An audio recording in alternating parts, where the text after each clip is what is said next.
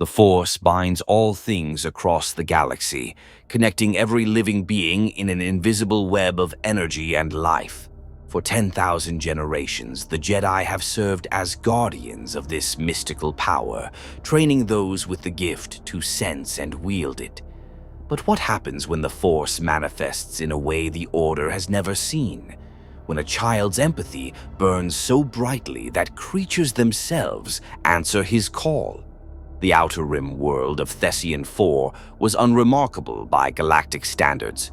A frontier planet of rolling grasslands and dense forests, it served as a way station for traders and smugglers traveling the lesser-known hyperspace routes.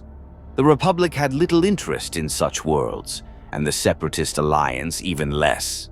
It was the kind of place the galaxy forgot, where a child could grow up wild and free among the creatures of field and forest, unknown and unremarkable. Until the day Jedi Master Plo Koon's gunship made an emergency landing in the Northern Highlands. The Kel Dor Jedi had been returning from a diplomatic mission when his vessel suffered a hyperdrive malfunction, forcing an unscheduled stop for repairs. As his clone trooper escort established a perimeter and the ship's technicians worked on the damaged systems, Plo Koon felt something peculiar ripple through the Force. It wasn't danger precisely, nor was it the sharp clarity of another Force-sensitive nearby. This was different. A warmth, a brightness, a connection to living things that felt almost like a song harmonizing with the planet's natural rhythms. Intrigued, the Jedi Master followed the sensation into the forest. What he found defied conventional understanding. In a clearing beside a crystalline stream, a human boy no older than 10 stood surrounded by creatures. Not just one or two, but dozens, predators and prey together in impossible harmony. A golden-furred canine creature the locals called a Thessian wolf rested its massive head against the boy's leg. Avian reptiles with iridescent wings perched on his shoulders and arms. Even a juvenile ridgeback drake, a creature known for its territorial aggression, lay curled at his feet like a contented pet. The boy himself was laughing, his dark eyes bright with joy as he shared pieces of fruit with his unusual companions. Plo Koon stopped at the forest's edge, careful not to disturb the scene. Through the Force, he perceived the connections radiating from the child like threads of light. Not domination or control, but genuine friendship, trust, and love. The creatures weren't compelled or tamed. They had chosen to be here, drawn by something in this boy that spoke to their very essence. "Remarkable," Plo Koon murmured, his voice modulated through his anti-ox mask. The boy's head snapped up, and immediately the creatures around him tensed. The Thessian wolf growled low, positioning itself between the child and the stranger. The ridgeback drake rose to its feet, scales rattling in warning. But the boy placed a calming hand on the wolf's head and took a step forward, his expression curious rather than afraid. "It's okay," the boy said, and Plo Koon wasn't certain if he was speaking to the creatures or to the Jedi himself. "He's not here to hurt us."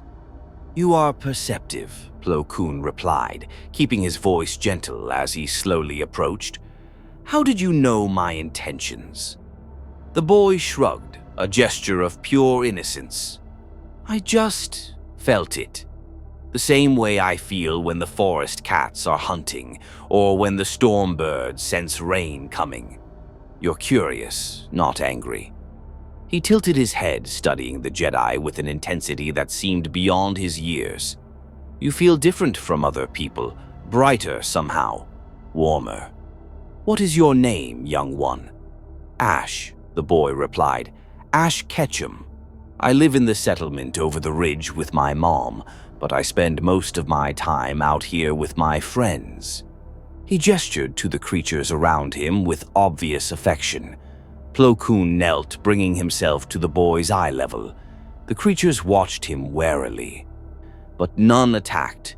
They trusted Ash's judgment completely. "Tell me, Ash, Have you always been able to connect with animals this way? For as long as I can remember, Ash said, his enthusiasm building. When I was really little, a flock of starwings carried me home when I got lost in the mountains. Mom says it's impossible, but I remember it clearly. Their leader, this big male with silver-tipped feathers, he understood that I was scared and needed help. They've been my friends ever since. He pointed to several of the avian reptiles perched nearby. That's Silver. He's the one who found me. And this is Thunder, he added, scratching behind the Thessian wolf's ears. He's been with me for 3 years. The Jedi Master felt a profound sense of purpose settle over him.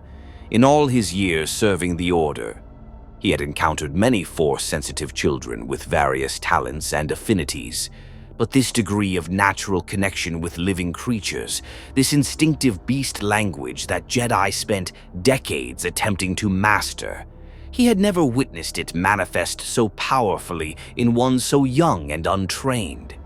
Ash Ketchum, Plo Koon said carefully. What you have is a very special gift. It is called the Force, and it flows through all living things, connecting them in ways most beings cannot perceive. You, however, can not only perceive these connections, you can strengthen them, nurture them. This makes you quite extraordinary. Ash's eyes widened. The Force? Like in the stories? The ones about the Jedi Knights? Indeed. And if you were willing, if your mother would permit it, the Jedi Order could train you to understand and develop your abilities. You could learn to help not just the creatures of this world, but those across the entire galaxy. The boy's expression shifted through several emotions in rapid succession: excitement, wonder, uncertainty, and finally determination. Would I have to leave my friends? Plo Koon glanced at the assembled creatures, understanding immediately what the boy meant. The path of a Jedi requires sacrifice and discipline, but I believe your connection to these creatures is not something to be severed. It is the very essence of your strength in the Force. Any master worth their wisdom would recognize that. Ash looked down at Thunder, running his fingers through the wolf's golden fur. The creature whined softly, pressing closer against the boy's side. Through the Force, Plo Koon sensed the wordless communication passing between them. Fear of separation, reassurance, trust, and ultimately, understanding. Whatever the boy decided, the wolf would accept it. If I can help creatures on other worlds, Ash said slowly, creatures that might be hurt or scared or alone, then I want to learn. I want to be strong enough to protect them all. Plo Koon stood, placing a gentle hand on the boy's shoulder. Then we shall speak with your mother. If she agrees, I will personally escort you to the Jedi Temple on Coruscant. Your training will be challenging, Ash Ketchum, but I sense you possess something the Order needs desperately in these dark times, a heart that refuses to forget the value of every living thing. As they walked back toward the settlement, the creatures followed at a distance, unwilling to let their friend leave their sight. Ash turned back frequently, waving and offering reassuring smiles. Plo Koon observed it all with a mixture of hope and concern. The boy's compassion was pure and powerful, but the Jedi Code taught detachment, warned against the dangers of attachment. How would the Council react to a Padawan whose greatest strength directly contradicted one of their most fundamental principles? The Clone Wars raged across 1,000 systems, stretching the Jedi thin. The Order needed every Force-sensitive they could find, train, and deploy. But more than that, Plo Koon believed they needed to remember what they were truly fighting for, not just Republic ideals or political philosophy, but the preservation of life itself in all its forms. Perhaps this unusual boy from a forgotten world could remind them. If you want to see more unique characters discover their destiny in the Star Wars galaxy, hit that subscribe button and drop the name of a character you'd want to see trained as a Jedi in the comments below. May the Force be with you. 3 days later, after tearful goodbyes and promises to return, Ash Ketchum boarded a Republic transport bound for the galactic capital. Thunder and several of his other closest creature companions watched from the ridge until the ship disappeared into the clouds. The boy pressed his hand against the viewport, feeling their presence growing fainter but never truly gone. A connection that transcended distance, held together by something deeper than sight or sound. The Force, Master Plo Koon had called it. Ash intended to master it, not for glory or power, but so he could protect every creature, every friend. Across every world the galaxy contained. The journey to Coruscant would take 4 days through hyperspace. 4 days for Ash to mentally prepare himself for a life he couldn't yet imagine, in a city he'd only heard about in stories, learning from an order of warrior monks who commanded powers beyond comprehension. But as the stars stretched into lines and the ship jumped to light speed, Ash Ketchum smiled. Whatever challenges awaited him at the Jedi Temple, he would face them the same way he'd faced every obstacle in his life, with determination, optimism, and the unwavering belief that anything was possible if you never gave up. The Force had brought him to this moment, and somehow, deep in his heart where instinct and empathy intertwined, Ash knew this was exactly where he was meant to be. The Jedi Temple rose from Coruscant's surface like a monument to an age beyond reckoning, its 5 spires reaching toward the endless sky traffic that flowed through the ecumenopolis like rivers of light. Ash pressed his face against the transport's viewport, eyes wide with wonder, as the vessel descended toward the temple's landing platform. He had thought his homeworld's forests were vast, but this city, this planet of buildings and speeders and beings from 1,000 different species, stretched farther than his imagination could grasp. "Overwhelming, isn't it?" Master Plo Koon observed, noting the boy's awestruck expression. Coruscant is home to over 1 trillion sentient beings. The Jedi Temple has stood at its heart for millennia, a beacon of peace and justice. "There are no forests," Ash murmured, a note of sadness creeping into his voice. "No open spaces. Where do the creatures live?" The Jedi Master's masked face turned toward the viewport. "An astute observation. Coruscant's natural ecosystems were buried beneath cityscape thousands of years ago. What fauna remains exists in controlled environments, zoos, or the undercity levels where sunlight never reaches. It is one of civilization's costs, nature yielding to progress."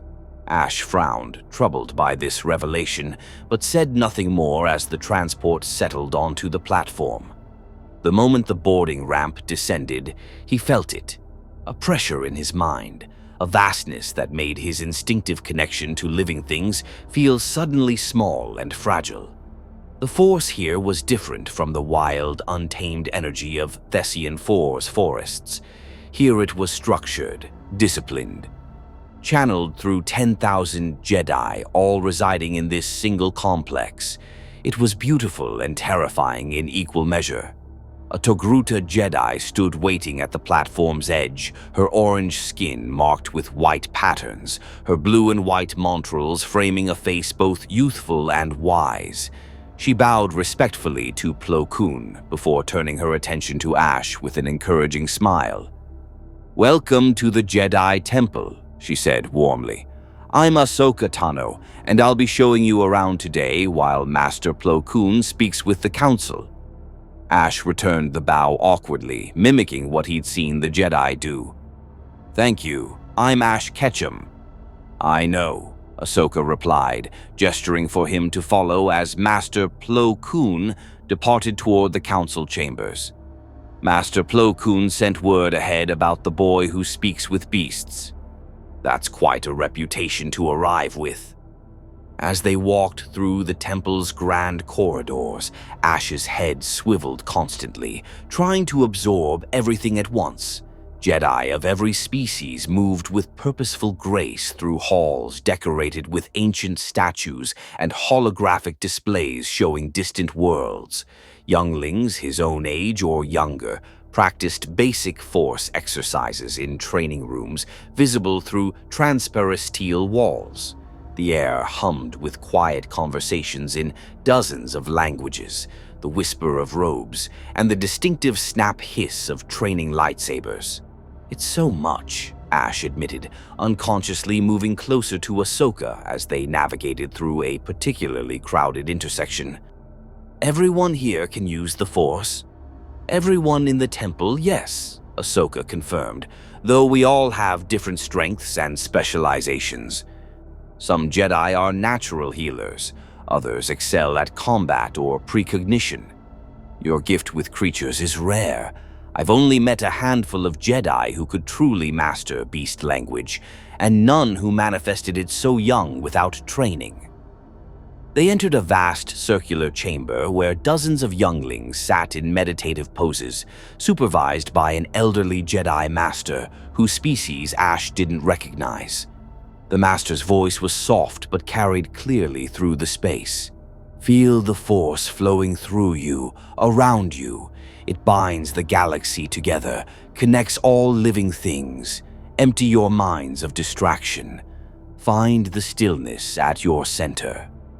Ash watched as the younglings, some human, others Twi'lek, Rodian, Mirialen, and species he couldn't name, sat in perfect silence, their faces serene. He felt a twinge of inadequacy. Back home, sitting still had never been his strength.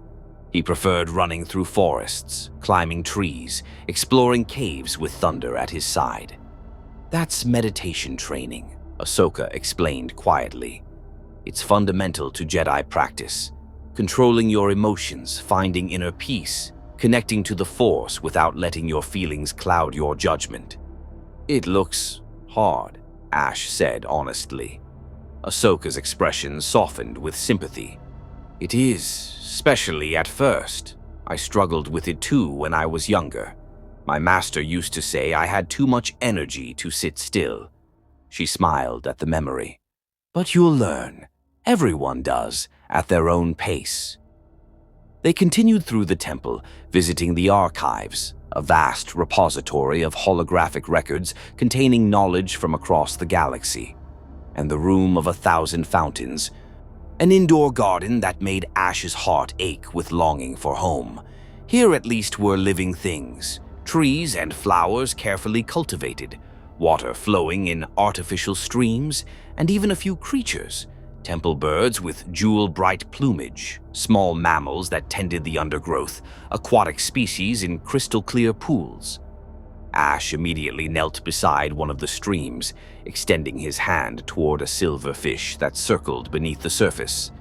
Without thinking, he reached out with that instinct that had always been part of him, projecting friendliness and curiosity. The fish rose, breaking the water's surface to investigate his fingers, and Ash laughed with delight. "You really do have a gift," Ahsoka observed, crouching beside him. "Most Padawans spend years learning to establish that kind of connection. For you, it's as natural as breathing." "They're scared here," Ash said, his smile fading slightly as he sensed the creature's emotions more deeply. "Not of danger, but they know this isn't really wild. They're safe but not free." Ahsoka had no immediate response to that. The observation was more profound than she'd expected from a child so newly arrived. Their tour concluded at the Initiate's dormitory, a large communal space where younglings lived before being selected as Padawans. Rows of simple beds lined the walls, each with a small storage unit for personal belongings. The Spartan accommodations shocked Ash. Back home, he'd had a room filled with drawings of creatures, feathers and scales he'd collected, gifts from his animal friends. "You'll sleep here with the other initiates," Ahsoka explained. "Meals are communal in the dining hall, and your daily schedule will include meditation, Force training, physical conditioning, history lessons, and lightsaber practice once you're ready." "When do I get to see creatures?" Ash asked. "Real ones, I mean, not just the ones in the fountain room. Master Plo Koon said I could help creatures across the galaxy." Ahsoka hesitated, choosing her words carefully. "That will come, Ash, but first you need to build your foundation. The Jedi path requires discipline and knowledge before action. You'll learn about the Force, about galactic history, about the philosophies that guide us. Once you're chosen by a master and become a Padawan, you'll go on missions and encounter all kinds of life forms." "How long does that take?" "It depends on the individual. Some younglings are chosen within a few years. Others take longer." She didn't mention that some were never chosen at all, eventually joining the service corps instead of becoming Jedi Knights. No need to burden him with that possibility yet. That evening, Ash sat on his assigned bed while other younglings engaged in quiet activities around the dormitory. A Rodian boy practiced Force meditation in one corner. Two human girls studied star charts together. A young Twi'lek polished his training remote with intense focus. They all seemed comfortable here, settled into routines Ash didn't yet understand. He reached into his small bag, the only possession he'd brought from home, and withdrew a golden feather. Silver, the Star Wing who had saved him as a child, had given it to him the day before he left. Ash held it carefully, remembering Thunder's amber eyes, the weight of his wolf companion's head against his leg, the simple joy of running together through familiar forests. Missing home, Ash looked up to find a human boy about his age standing nearby, his expression friendly. He had sandy hair and bright blue eyes that held genuine curiosity rather than judgment. "Yeah," Ash admitted, "I miss my friends." "The creatures Master Plo Koon mentioned?" "They're not just creatures," Ash said, perhaps more defensively than he intended. "They're my friends. Thunder, Silver, all of them. They're as important to me as any person." The boy nodded thoughtfully and sat down on the adjacent bed. "I'm Petro. I've been here since I was 4, so I don't remember much about my birth world, but I understand missing what's familiar." He glanced at the feather in Ash's hands. "The Masters teach that attachment leads to suffering, that Jedi must learn to let go of what we love. It's one of the hardest lessons." "Let go?" Ash felt something cold settle in his stomach. "You mean forget them? Stop caring?" "Not forget, exactly. More like, not let those feelings control you. Not let love turn into possessiveness or fear of loss." Petro shrugged. "I'm still learning it myself. It's complicated." Ash clutched the feather tighter, a seed of doubt taking root in his heart. Master Plo Koon had said his connection to creatures was his strength, the essence of his Force abilities. But if the Jedi Code taught detachment, if he was expected to stop forming the bonds that made him who he was, how could he reconcile those contradictions? Sleep came slowly that night, and when it finally arrived, Ash dreamed of forests he could no longer run through and friends whose voices seemed to grow fainter with each passing hour. The council chamber occupied the temple's highest spire, a circular room with tall windows offering panoramic views of Coruscant's endless cityscape. 12 seats arranged in a circle held the Jedi Order's wisest masters, each one a veteran of decades, sometimes centuries, of service to the Republic and the Force. The morning sun filtered through the windows, casting long shadows across the polished floor where Ash stood, trying not to fidget under the weight of so many ancient, penetrating gazes. Master Yoda sat in his characteristic pose, his Geimer stick resting across his lap, eyes closed as if in meditation. Master Mace Windu observed Ash with an expression of stern evaluation. Master Plo Koon stood to one side, having already presented his case for the boy's admission to the Order. The other council members, Ki-Adi-Mundi, Sha'ak Tai, Kit Fisto, and others, Ash didn't yet know, radiated varying degrees of curiosity, skepticism, and concern through the Force. Ash Ketchum, Mace Windu began, his deep voice filling the chamber with authority. Master Plo Koon has told us of your abilities with creatures, of your natural affinity for what we call beast language. Demonstrate this gift, you will. Ash swallowed nervously, acutely aware that this moment would determine his future. There aren't any creatures here, Master. Observant, the boy is, Yoda remarked, opening his eyes with what might have been amusement.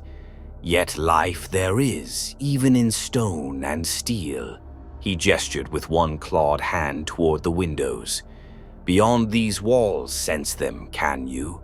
Ash closed his eyes, reaching out the way he always had, not with conscious thought, but with feeling, with that part of himself that resonated with living things. At first, there was nothing, the overwhelming presence of the temple's Jedi drowning out everything else like sunlight obscuring stars. But he pushed further, stretching his awareness beyond the chamber, beyond the spire, out into the vast city. And there, faint but unmistakable, he felt them. The temple birds in the room of 1,000 fountains, their simple contentment and eternal hunger for seeds. Deeper in the temple, maintenance creatures used to clean ventilation systems, their instinct-driven existence barely registering as consciousness.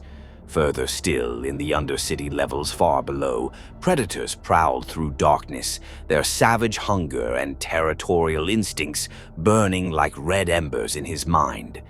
But Ash reached even further, seeking something more, something that would prove his gift beyond doubt. And then he found them. A flock of hawkbats, nocturnal creatures that nested in the upper atmospheric layers between skyscrapers, just beginning to settle for their daytime rest. They were wild things, untamed by civilization, survivors in a world of metal and stone. "I feel them," Ash whispered, his consciousness touching the flock's collective awareness. "Hawkbats roosting on a building 3 kilometers northeast. There's a mother with 3 juveniles, and she's worried because one of them is injured. Its wing membrane is torn and it can't fly properly." Several council members shifted, reaching out with their own Force senses to verify the boy's claims. Master Shak T's Montrals, sensitive to spatial awareness, tilted as she confirmed the creature's location. "Accurate, Shizie. His perception is," Yoda confirmed, "but demonstration this is not. Call to them, young one. Let them come if willing they are." Ash's eyes snapped open in alarm. "They're 3 kilometers away, and they're diurnal roosters. Calling them here would disturb their rest cycle and stress them unnecessarily." "Yet the demonstration the Council requires," Yoda pressed, though his tone suggested this was a test of character rather than ability. "No," Ash said firmly, surprising himself with his own conviction. "I won't cause them distress just to prove something. My gift is about friendship and trust, not forcing creatures to do what I want. If you can't believe in me without making innocent animals suffer, then maybe I shouldn't be here." Silence filled the chamber. Master Windu's expression grew sterner, bow. But Ash noticed Master Plo Koon's subtle nod of approval. Kit Fisto's permanent smile seemed to widen slightly, and Yoda, the ancient Grand Master, released what might have been a satisfied chuckle. "Pass the test you have," Yoda declared. "Compassion over pride. Choose you did. Care for the creatures more than approval of this council. The mark of a true Jedi, such selflessness is." Ash blinked in confusion, tension draining from his shoulders. "That was a test?" "Always testing we are," Yoda replied. "The Force. Strong in you it is. But strength without compassion leads to darkness. Refuse to harm innocence for personal gain. This the foundation of a Jedi's heart must be." Master Windu leaned forward, fingers steepled beneath his chin. "Your abilities are remarkable, youngling, but they present unique challenges. The Jedi Code teaches non-attachment, yet your power stems from forming deep connections with living creatures. How do you reconcile this contradiction? It was the question Ash had been wrestling with since his conversation with Petro the previous night. He took a breath, formulating thoughts he hadn't fully crystallized until this moment. "I don't think connection and attachment are the same thing," Ash said slowly. "When I bond with a creature, I'm not trying to own it or control it. I respect what it is, what it needs. If Thunder, my wolf companion back home, chose to leave me and live with another pack, I'd be sad, but I'd understand. I'd want him to be happy, even if it meant being apart. That's not attachment, is it? That's just caring about someone beyond yourself." Master Shock T tilted her head thoughtfully. "An interesting distinction. Attachment implies possessiveness, the inability to release what we hold dear. True compassion desires the well-being of others regardless of our own feelings." She looked to Yoda. "The boy may have identified a path we've overlooked in our orthodoxy." "Dangerous, such thinking can be," Ki Adi Mundi cautioned, his elongated cranium furrowed with concern. "The Clone Wars have shown us the cost of emotional connections. Jedi who form bonds become liabilities, vulnerable to manipulation. Attachment clouds judgment, leads to fear, to anger, to the dark side." Or, Master Plo Koon interjected quietly, "Perhaps our rigid interpretation of non-attachment has blinded us to the spectrum between emotional connection and possessive love. Ash's gift cannot function without forming bonds. To suppress it would be to deny the Force's will in manifesting this ability through him." The council members exchanged glances, and Ash sensed disagreement rippling through the Force, like competing currents in a stream. This was not a unified body making a simple decision. These were individuals with differing philosophies trying to find consensus. "A master the boy will need," Yoda said finally.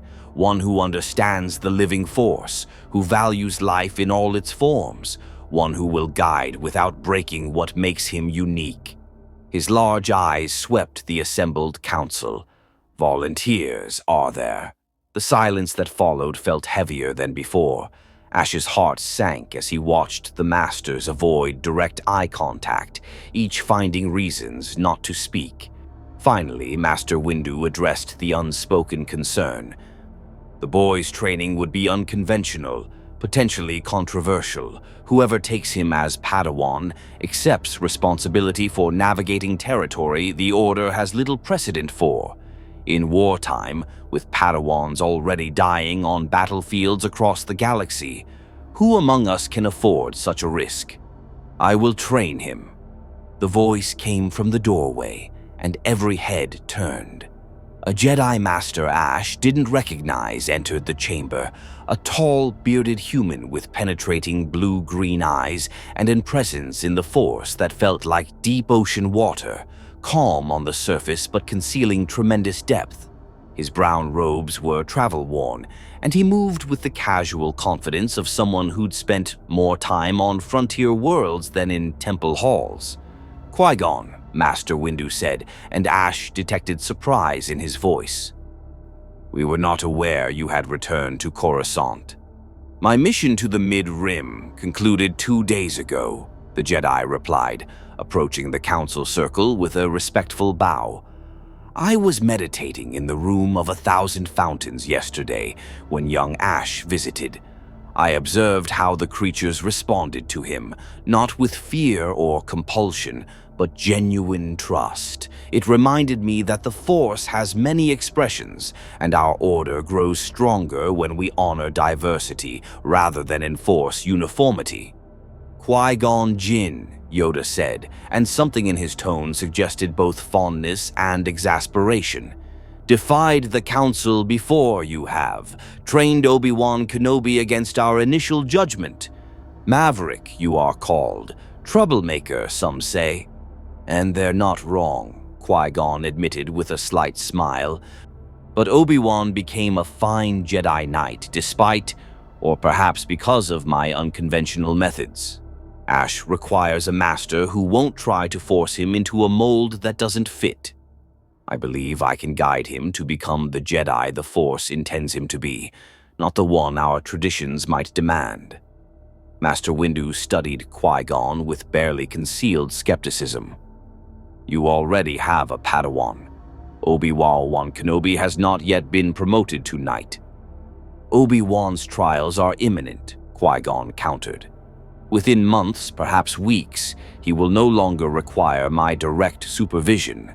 I would not neglect his training, but I can begin establishing foundations with Ash concurrently.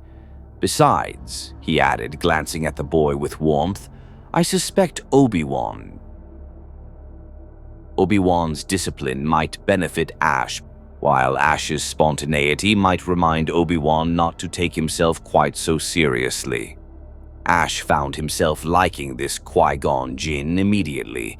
The Master's Force presence felt different from the others, less structured, more fluid, like wind moving through trees rather than water flowing through channels. Concerns I have, Yoda said, but his tone suggested he'd already made his decision. Yet, deny the Force's guidance. We cannot, if willing you are, Qui-Gon, to shoulder this responsibility. Approve your request, the Council will. With conditions, Master Windu added firmly. Ash will still participate in standard youngling training, meditation, history, basic Force techniques. You will report regularly on his progress, and if the Council determines his unconventional nature poses risk to himself or others, we reserve the right to reassess this arrangement. Understood and accepted, Qui-Gon agreed. He turned to Ash, extending a hand. What do you say, Ash Ketchum? Will you accept me as your master and walk the path of a Jedi Padawan? Ash looked at the offered hand, then up at Qui-Gon's face, searching for any hint of deception or ulterior motive. What he found instead was sincerity, curiosity, and something that felt like the Force itself, affirming this was right. He thought of thunder and silver, of his mother's tearful blessing, of Master Plo Koon's faith in bringing him here. He took Qui-Gon's hand firmly. I will, Master. I'll work harder than anyone. I'll make you proud. I have no doubt, Qui-Gon replied, and his smile reached his eyes. Though I suspect you'll also frustrate me, challenge my assumptions, and keep life interestingly unpredictable. That's precisely what I'm hoping for. As they left the council chamber together, Ash felt the weight of the previous day's doubts lift slightly. The path ahead would be difficult. He understood that now, but at least he wouldn't walk it alone. And at least his master seemed to believe that being different wasn't something to overcome, but something to embrace. Behind them, Yoda watched their departure with ancient, knowing eyes. Remind me of someone, this boy does, he murmured. Another young one who cared too much, felt too deeply. Hope I do that a different path before him lies. Master Windu understood the reference. You're thinking of Anakin Skywalker. Yes, strong in the Force he is. Troubled by attachment he is. See in young Ash, I do, similar challenges. Yoda's ears drooped slightly. But different also he is, selfless in his love of creatures. No possession does he seek, only their well-being. Perhaps the lesson Anakin needs to learn, Ash already understands. The council dispersed, each member returning to their duties in a galaxy at war. And in the temple's lower levels, a boy from a forgotten world took his first real steps toward becoming something the Order had never quite seen before. A Jedi whose strength came not from detachment, but from connections that honored freedom and choice. The Republic frigate Resolute cut through the hyperspace tunnel, its hull vibrating with the familiar rhythm of faster-than-light travel. Ash stood in the observation deck, watching the swirling blue vortex beyond the transparent steel viewport, still marveling that such things were possible. 3 months had passed since Master Qui-Gon accepted him as a Padawan. 3 months of intensive training that left his muscles sore and his mind spinning with new knowledge. Lightsaber forms, Force meditation, galactic history, diplomatic protocols. The information seemed endless, but this was his first real mission beyond Coruscant, and nervous excitement thrummed through him like electricity. "You're broadcasting your emotions quite loudly," Obi-Wan Kenobi observed, approaching with his characteristic composure. The young Jedi Knight, recently promoted after passing his trials, had been assigned to accompany them on this mission. His sandy hair was neatly trimmed, his robes immaculate despite 3 days of travel, and his manner projected the controlled discipline Ash struggled to emulate. "Sorry," Ash said, attempting to center himself the way Master Qui-Gon taught. "I'm just excited. My first mission to another world, and it involves creatures. It's everything I hoped training would lead to." Obi-Wan's expression softened slightly. "Your enthusiasm is understandable, though I'd caution you to temper expectations. The situation on Onderon is more complicated than it might initially appear." The mission briefing had outlined the basics. Onderon, a world in the Inner Rim, was experiencing unprecedented unrest among its native beast population. Normally docile creatures were becoming aggressive, attacking settlements and disrupting the delicate balance between the walled capital city of Iziz and the wilderness moon of Dishun.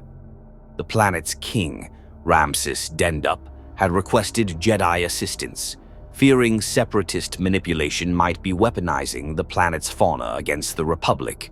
Master Qui-Gon emerged from the corridor, his presence immediately calming Ash's residual nervousness. "We'll be dropping out of hyperspace within the hour. Ash, what do you remember about Onderon from your studies?" Ash straightened, grateful he'd paid attention during the cultural briefing. "It's ruled by a monarchy from the capital city, Iziz. The people have a complicated relationship with the wilderness. They respect it, but also fear it. The planet's famous for beast riders, warriors who bond with flying creatures called Ruping and use them for transportation and combat. And there's an ancient history of conflict with Dishun's aggressive predators." "Well summarized," Qui-Gon approved. "The beast riders will be particularly relevant to our mission. They may prove valuable allies or potential obstacles, depending on their interpretation of recent events." He turned to the viewport as the ship shuddered, preparing for reversion to real space. "Remember, Ash, observation before action. We're here to investigate and understand, not to impose solutions." The hyperspace tunnel collapsed, and suddenly Onderon filled the viewport, a green and blue jewel suspended against the black void, its wilderness moon Dishun visible as a smaller sphere nearby. Ash felt his breath catch. Even from orbit, he could sense something was wrong. The planet's force signature felt turbulent, discordant, like an instrument badly out of tune. "Do you feel it?" he asked quietly. Obi-Wan nodded, his brow furrowed with concentration. Distress, fear, confusion radiating from countless sources simultaneously. Whatever is affecting the creatures, it's widespread and intensifying. The Resolute descended through the atmosphere, passing over vast forests and mountain ranges before approaching Iziz. The walled city rose from the landscape like a fortress, its ancient architecture designed to withstand assault from the wilderness itself. Landing platforms extended from the walls, and their shuttle touched down on one designated for diplomatic vessels. King Ramses Dendup waited to greet them personally, an elderly human with kind eyes and bearing that suggested wisdom earned through difficult years. He was flanked by guards in ceremonial armor, and a younger woman whose fierce expression and practical clothing marked her as a warrior rather than courtier. "Master Jedi," the king said, bowing respectfully. Thank you for responding so quickly to our distress call. I am King Dendup, and this is Lux Bonteri, military advisor and representative of Onderon's Beast Rider clans. Ash noticed immediately that Lux was female despite the masculine name, and her hand rested casually on a blaster pistol at her hip. She studied the three Jedi with evaluative intensity, her gaze lingering on Ash with obvious skepticism. "A child?" she said bluntly. "We're facing a crisis that threatens our entire way of life, and the Republic sends a Padawan who looks barely old enough to hold a lightsaber." "Lux," the king said with gentle reproach, but Qui-Gon raised a hand to forestall the apology. "Your concern is understandable," the Jedi Master replied calmly. "However, Ash possesses unique abilities particularly suited to this situation.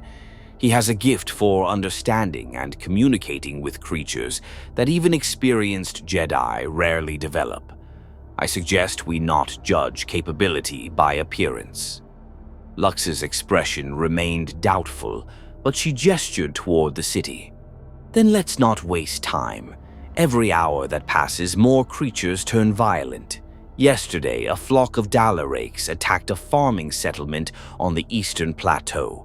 12 people died, including children. These were creatures that have coexisted peacefully with humans for generations." As they walked through Iziz's streets, Ash observed the tension in every citizen they passed. Armed guards patrolled more frequently than seemed normal. Shops that would typically display goods openly had secured shutters. The usual sounds of urban life, conversation, laughter, commerce, were muted by an atmosphere of fear. "When did the attacks begin?" Obi-Wan asked. 3 weeks ago, the king replied. "Initially isolated incidents we attributed to territorial disputes or mating season aggression, but the frequency and coordination have increased dramatically. Yesterday's Dalarake attack was particularly troubling. They acted with purpose, targeting specific buildings, herding victims into kill zones. That's not natural animal behavior. It suggests external influence. Separatist influence," Lux added with bitter certainty. "They've been trying to pull Onderon into their alliance for months. When diplomatic pressure failed, they turned to sabotage. This has Count Dooku's manipulation written all over it." Qui-Gon exchanged glances with Obi-Wan, and Ash sensed unspoken communication passing between them. "We should examine affected areas and, if possible, approach the creatures directly," Qui-Gon said. "Ash, are you ready?" Ash nodded, trying to project confidence despite the weight of expectation pressing down on him. "I'll do whatever it takes to help them."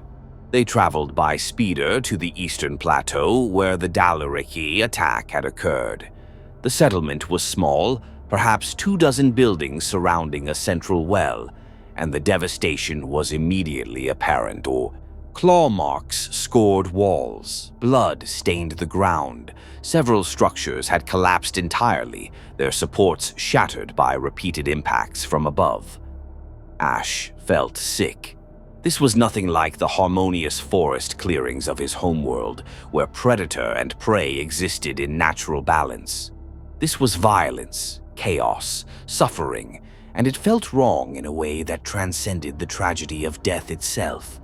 "The survivors have evacuated to Iziz's," Lux explained, her voice carefully controlled despite visible emotion. "My cousin lived here.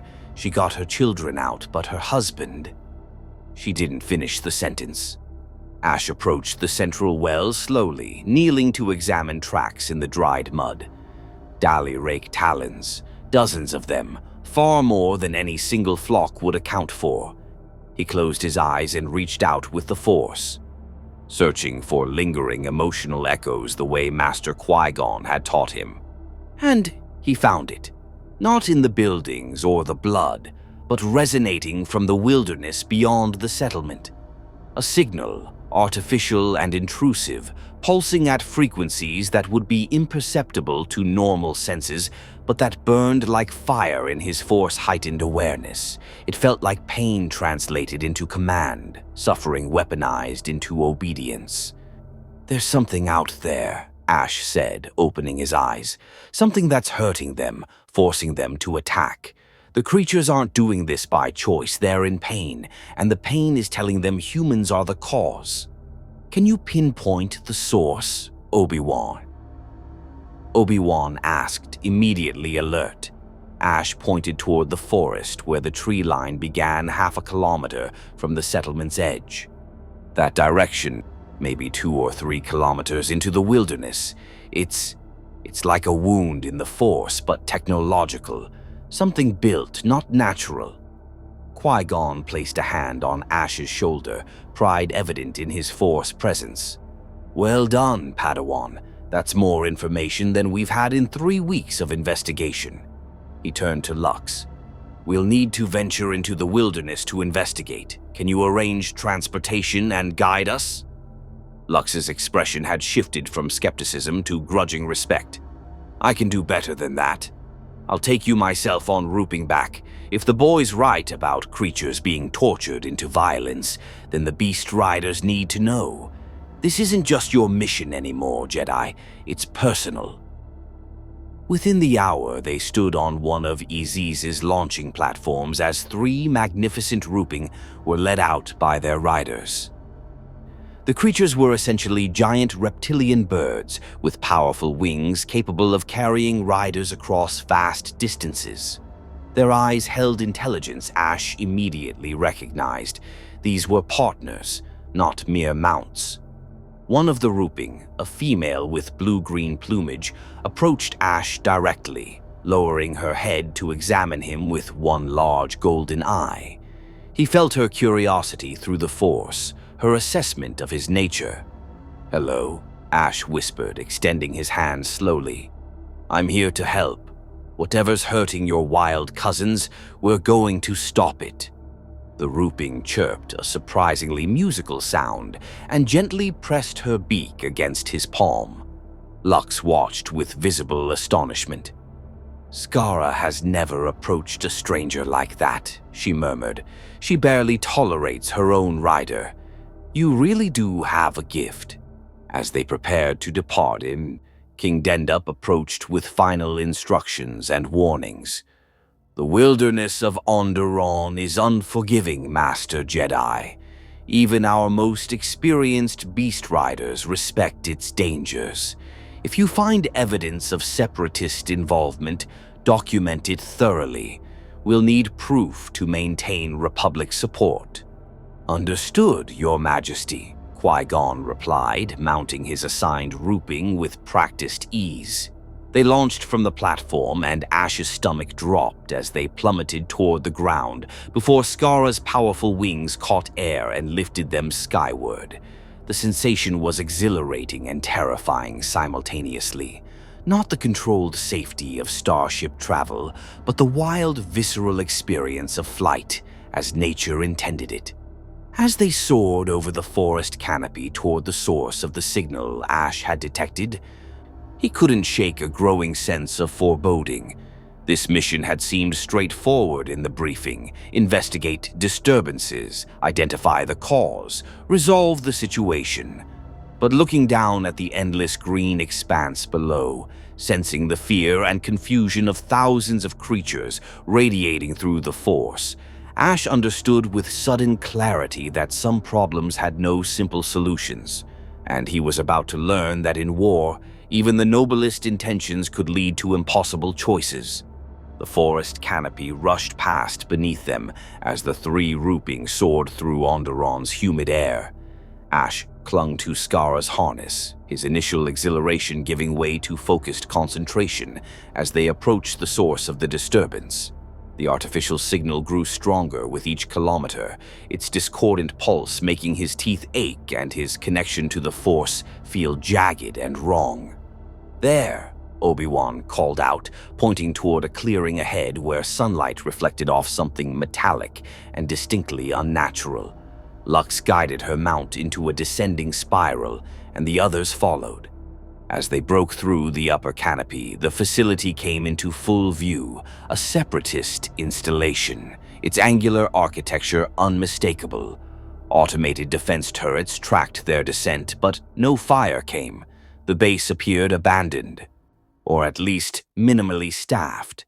They landed in a clearing 50 meters from the facility's perimeter, and Ash immediately dismounted, pressing his hands against his temples. The signal here was overwhelming, a psychic assault that felt like needles driven directly into his mind. Around them, the forest was eerily silent.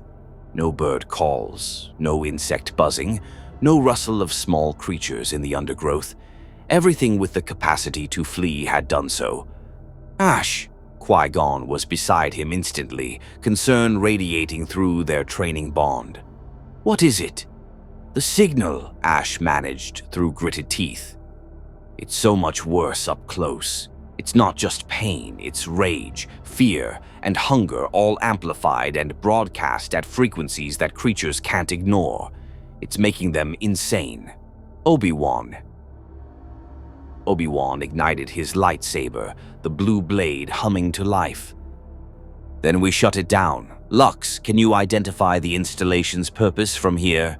The Beast Rider had produced a pair of macro binoculars and was scanning the facility with professional efficiency. Looks like a forward observation post, possibly communications relay. But that tower, she pointed to a structure rising from the installation's center. That's not standard separatist architecture. Custom built, recent construction. I'd wager that's your signal source. We should call for Republic reinforcements, Obi-Wan suggested, ever the tactician. A proper military operation to secure the facility and… No time, Ash interrupted, his voice strained. Every second that thing operates, it's torturing thousands of creatures across the entire region. They're suffering now. We have to stop it now. Qui-Gon studied his Padawan's face and Kyo, seeing the genuine anguish there, then looked to Obi-Wan. He's right. Whatever political or military considerations exist, we cannot allow this to continue while we wait for authorization and troop deployment. We go in, we shut it down. 3 Jedi and a Beast Rider against an entire separatist base, Lux said, though her tone suggested she approved of the audacity. I've participated in worse odds. Let's move. They approached the perimeter cautiously, Obi-Wan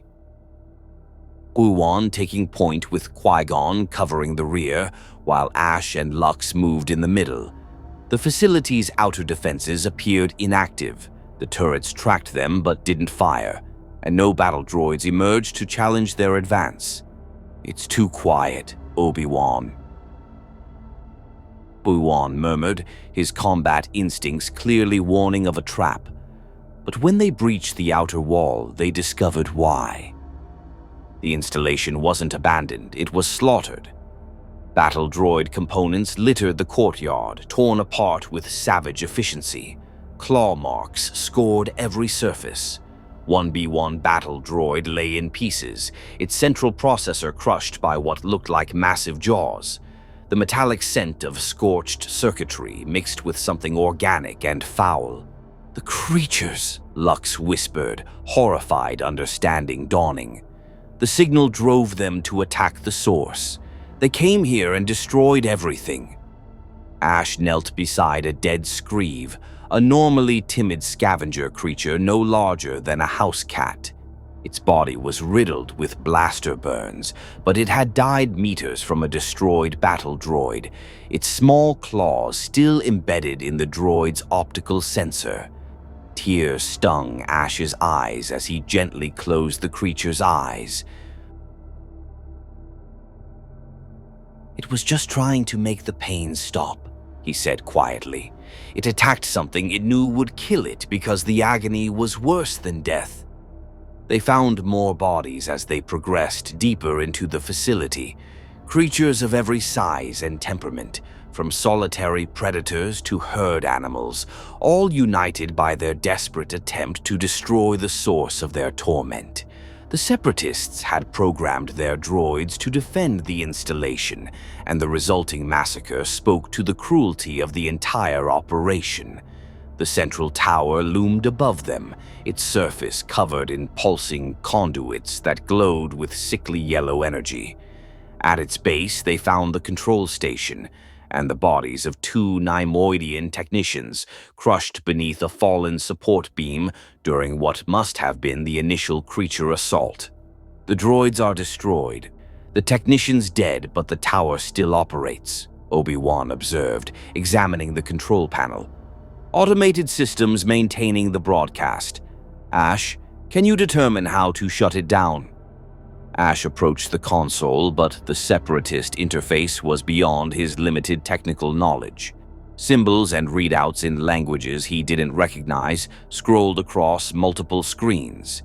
He looked helplessly to Qui-Gon, hating his own inadequacy in this moment. I don't understand any of this. I can feel what it's doing, but I don't know how to stop it. Then we destroy it, Lux said pragmatically, checking her blaster's charge. Blow the tower's foundation. Bring the whole thing down. Wait, Obi-Wan cautioned, his fingers dancing across the control panel with practiced efficiency. If we simply destroy it, we lose evidence of Separatist involvement. King Dendup needs proof to justify Republic military presence. Let me see if I can access the system logs and... A sound cut through his words, a roar so primal and filled with rage that it seemed to shake the very air. From the forest beyond the facility's walls came crashing, splintering sounds as something massive forced its way through the undergrowth. Boma beast, Lux said, her face going pale. Onderon's apex predator, 3 meters tall, armored hide, territorial as hell, and if the signal's been driving it mad, she didn't need to finish the thought. The creature burst through the facility's damaged wall with devastating force. Ash had never seen anything like it, a fusion of reptilian and mammalian features with a massive horned head and claws the size of vibroblades. Its eyes were wild, unfocused, bleeding from the corners. Foam flecked its jaws. The signal had driven it completely insane. It charged. Qui-Gon and Obi-Wan. Obi-Wan moved with synchronized precision, born from years of training together. Blue lightsabers carved defensive patterns, forcing the Boma beast to rear back. But Ash could feel the creature's agony through the Force. This wasn't an enemy to be fought. This was a victim to be saved. "Don't hurt it," he shouted, throwing himself between the Jedi and the beast. "Ash, no!" Qui-Gon's warning came too late. The Boma beast's massive paw swung toward Ash with enough force to crush bone. Time seemed to slow. Ash reached out with the Force, not defensively, but with pure empathy, projecting everything he felt toward this suffering creature. Understanding, compassion, a desperate plea for connection. "I know you're hurting. I know the pain is unbearable, but we're going to stop it. Please trust me. Just trust me for one moment." The paw stopped centimeters from Ash's face. The Boma beast's wild eyes focused, really focused, for the first time since entering the facility. A whimper escaped its throat, a sound of such profound suffering that Ash felt his own heart breaking. He stepped forward slowly, maintaining eye contact, continuing to project calm and compassion through the Force. His hand reached up, trembling, and touched the creature's massive snout. The Boma beast's legs buckled and it collapsed to its knees, the fight draining out of it entirely. It pressed its head against Ash, and he felt hot tears streaming down his own face as he experienced the creature's memories. Weeks of mounting agony. The desperate need to destroy the source. The horror of attacking and killing when every instinct screamed that violence was wrong. "It's okay," Ash whispered, stroking the armored hide. "It's going to be okay. I promise." Behind him, Obi-Wan had returned to the control panel with renewed urgency. "I've accessed the primary systems. Downloading the operation logs now, but the shutdown sequence is encrypted. It will take time to— "We don't have time," Ash said, his voice steady despite the tears. "Look." They all turned to see what Ash's heightened senses had already detected. Dozens of eyes gleaming in the shadows beyond the facility's walls. Creatures of every description, drawn by the same agony that had brought the Boma beast, forming a ring around the installation. Predator and prey, standing side by side, united only by their shared torment, and they were all preparing to attack. "Ash," Qui-Gon said carefully, his lightsaber still ignited. "Can you hold them back the way you did with the Boma beast?" Ash reached out through the Force, trying to touch each consciousness to establish the connection that had saved him moments ago. But there were too many, and they were too far gone. The signal had been operating for weeks, and their minds had fractured under the strain. He could feel their individual identities dissolving into a single, unified impulse. Destroy the source of pain, no matter the cost. "I can't," Ash admitted, his voice breaking. "There are too many, and they're too hurt. They won't stop until the tower is destroyed, or they're all dead." Lux raised her blaster, her expression grim. "Then we fight our way out. There's no shame in survival, Jedi. There's no honor in killing victims either," Ash shot back. He looked at the Boma beast still pressed against him, then at the assembled creatures, then finally at his master. "Master Qui-Gon, what if I can connect with the tower directly, use the Force to overload its systems from the inside?" "That is not a technique you've been trained in," Qui-Gon said, though Ash could sense him considering the possibility. Technological manipulation through the Force requires precision and control far beyond a Padawan's usual abilities. The feedback could damage your mind. "But it's possible?" "Theoretically, yes, but then I have to try." Ash gently disengaged from the Boma beast and approached the tower's base, placing both palms against the pulsing conduits.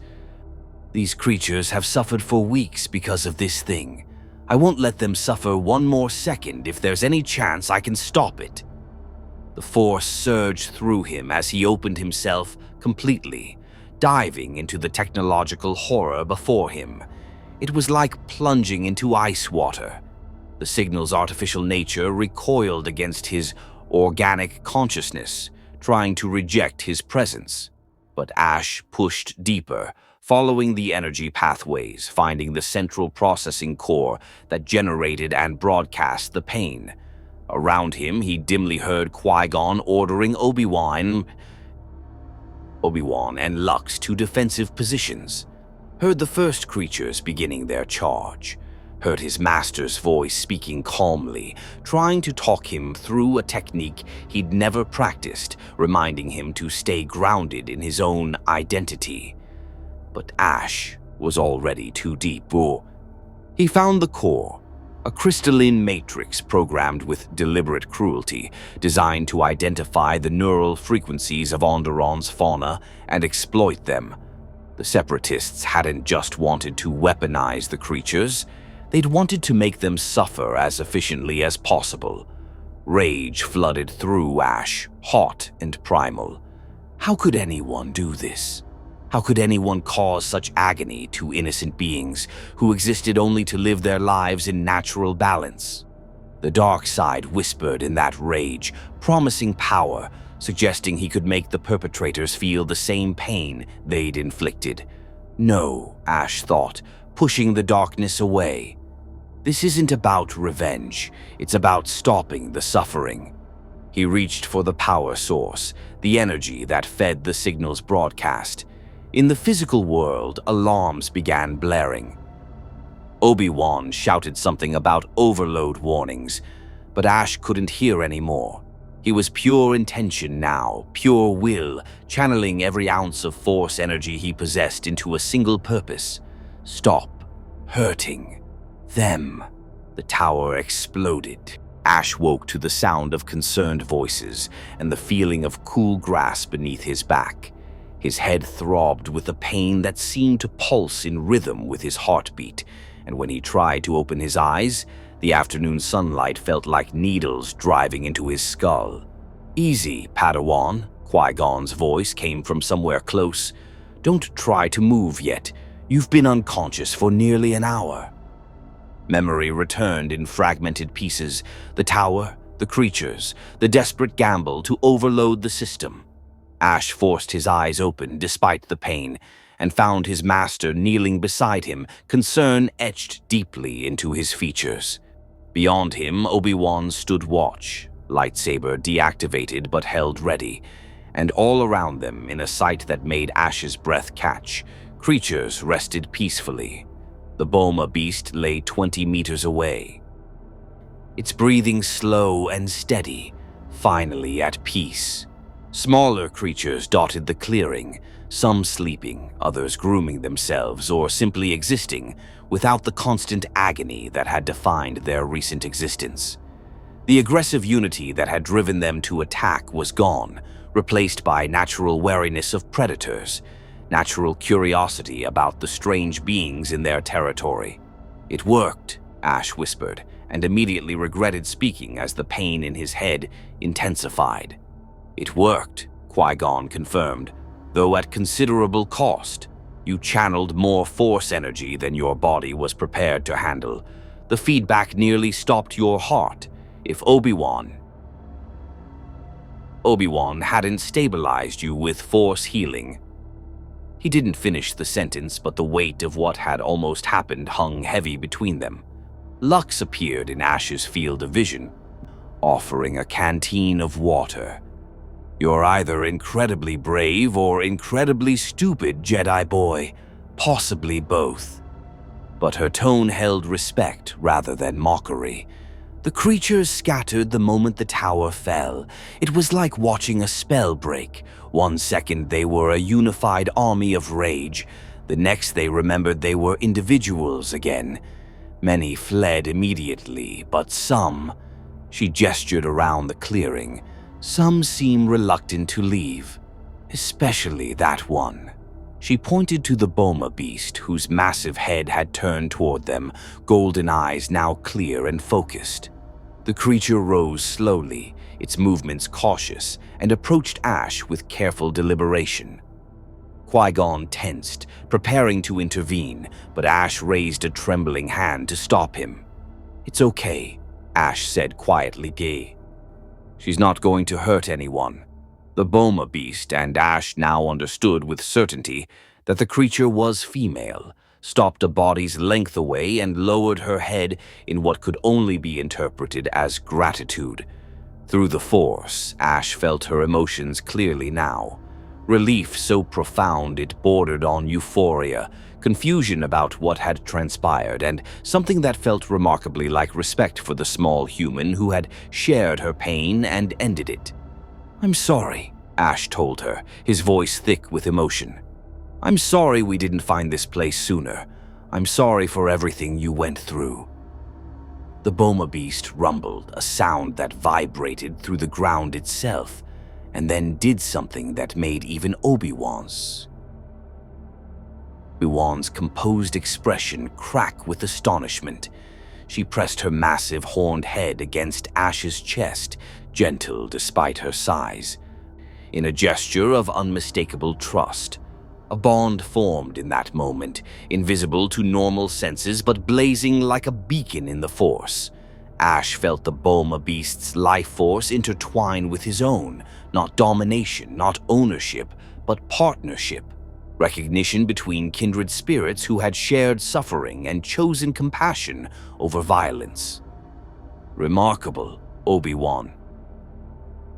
Obi-Wan murmured, "I've read accounts of ancient Jedi forming such bonds with creatures, but I've never witnessed it personally. The connection between you is extraordinary." "What do I do?" Ash asked, overwhelmed by the new presence in his mind. He could feel the Boma beast's instincts, her territorial awareness, her maternal concern for cubs hidden somewhere in the deep forest. It wasn't intrusive. She maintained her own identity completely, but they were linked now in ways that transcended normal understanding. "You honor it," Qui-Gon said simply. Beast bonds are rare gifts, Ash. They cannot be forced or manufactured. They emerge only when two beings recognize something essential in each other. She has chosen you, and you have accepted. That makes you responsible for each other's well-being, though not in the possessive sense the Jedi Code warns against. This is partnership, not ownership. Lux cleared her throat. That's all very philosophical, but we have practical matters to address. The Separatist installation is destroyed, but we recovered their data logs before the tower exploded. Evidence of their involvement is irrefutable. Communications with Count Dooku's forces, funding transfers, technical specifications for the pain amplifier. King Dendup will have everything he needs to justify Republic military protection. At the cost of hundreds of innocent creatures, Ash said bitterly, struggling to sit up despite his master's steadying hand.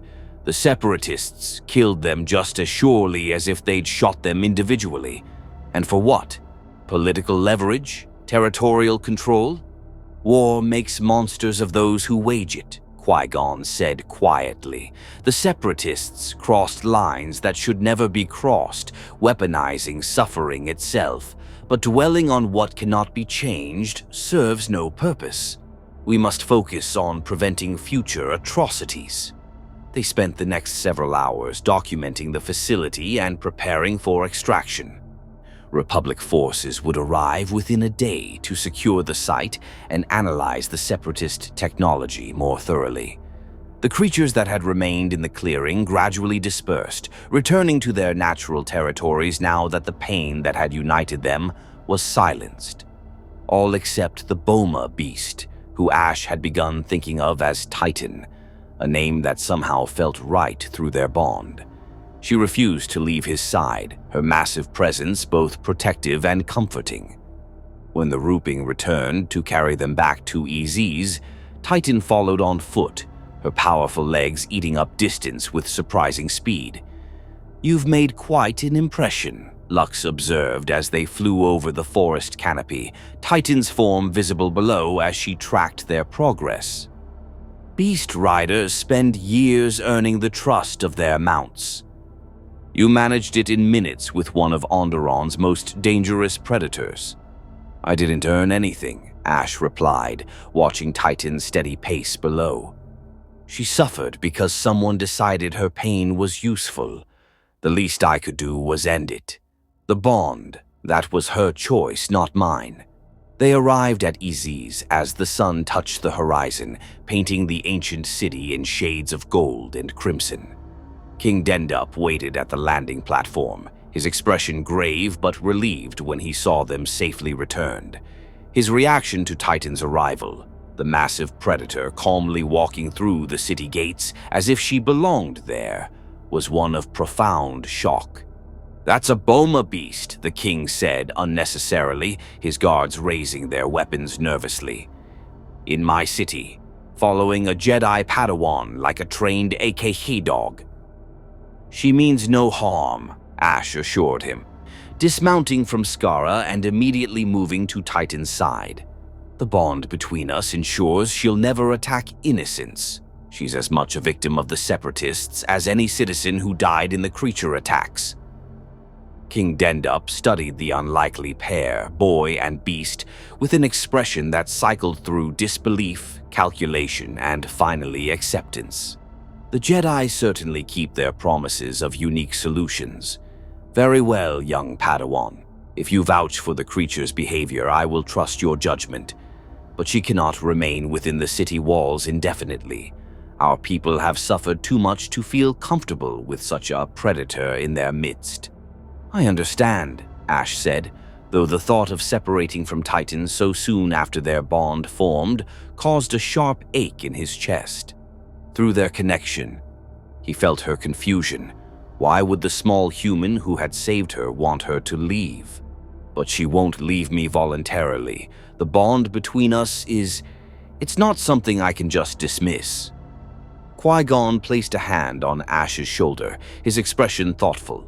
"Nor should you," However, we must find a balance between honoring your bond and respecting the legitimate concerns of Onderon's people.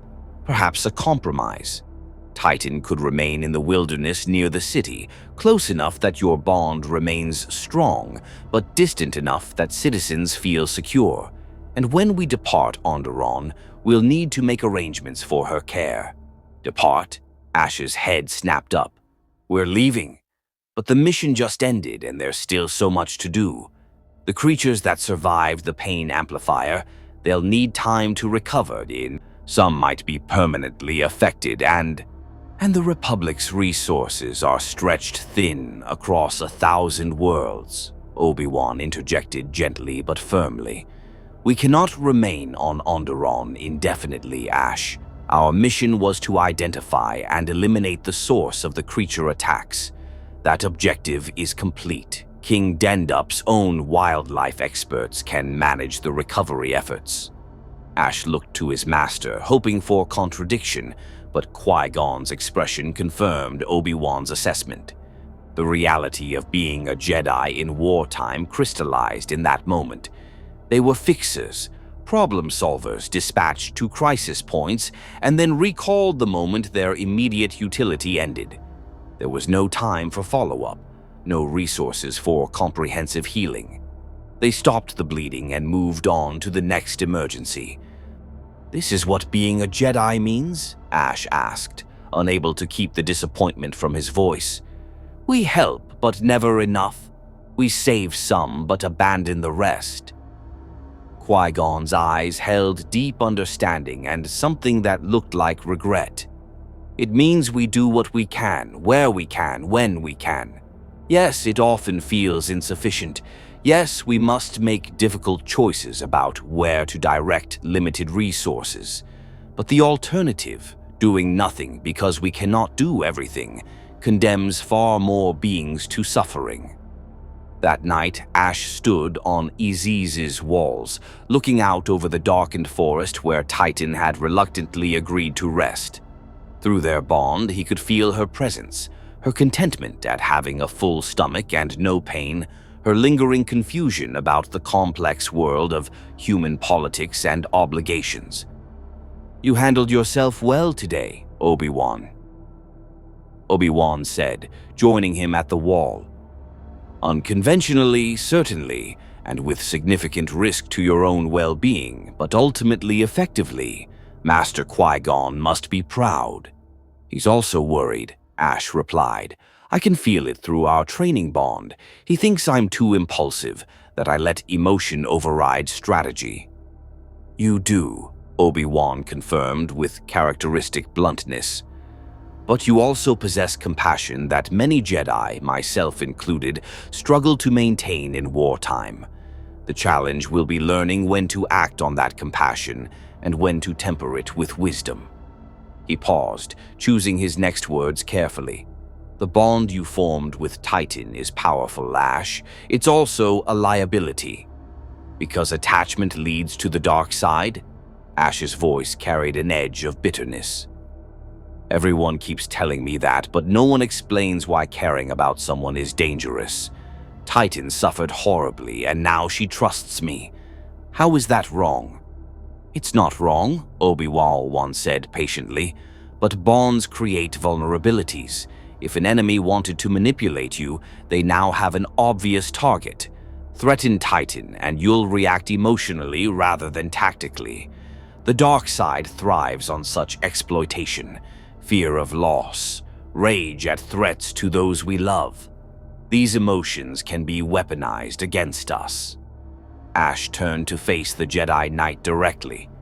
"So the solution is to never care? To keep everyone at arm's length so we can't be hurt?" "The solution is to care without grasping, to love without possessing, to accept that loss is inevitable without letting fear of that loss control our actions." Obi-Wan's expression softened. "It's one of the hardest lessons the Jedi Code teaches, and I won't claim to have mastered it myself. But it's the balance we must strive for, compassion tempered with wisdom, connection without attachment." They stood in silence for several minutes, watching the twin moons rise over Onderon's wilderness. Finally, Ash spoke again, his voice quiet but determined. "I understand what you're teaching me, Obi-Wan. Obi-Wan, I do. But I also believe there's a difference between the fear of loss and the willingness to sacrifice for others. If caring about Titan makes me vulnerable, then I choose to be vulnerable. Because the alternative, becoming so detached that I could watch suffering without feeling it, that would make me less effective, not more." Obi-Wan studied the young Padawan with an expression that mixed concern and grudging admiration. "You may be right, or you may be rationalizing a path toward darkness. Time will reveal which, but I'll say this, Ash Ketchum. You make me question assumptions I've held for years. That alone makes you valuable to the Order, even if you never fully conform to its expectations." Below them, in the forest darkness, Titan settled into sleep while maintaining a portion of her awareness connected to the small human who had ended her agony. And in the temple far away on Coruscant, Master Yoda felt a disturbance in the Force. Not danger, precisely, but the tremor of something unprecedented taking shape. A Padawan forming bonds the Order had long discouraged, walking a path between traditional Jedi detachment and dangerous attachment. Whether that path led to enlightenment or destruction, even the ancient Grand Master could not foresee. The war room aboard the Republic cruiser Negotiator hummed with tactical displays and holographic projections of contested star systems. Ash stood at attention beside Master Qui-Gon, trying to absorb the rapid-fire strategic discussion between Jedi generals and clone commanders. 6 months had passed since Onderon, 6 months of missions across the Outer Rim, and Ash had grown taller, leaner, hardened by experiences that would have seemed impossible during his first nervous days at the temple. But nothing had prepared him for this. The Separatists have established a creature processing facility on Valask, Master Plo Koon explained, manipulating the holographic display to show a jungle world on the galactic fringe. Intelligence suggests they're replicating the Onderon pain amplifier technology, but on a much larger scale. The facility's purpose appears to be harvesting creatures for biological weapons research, specifically creating controllable attack beasts for deployment against Republic positions.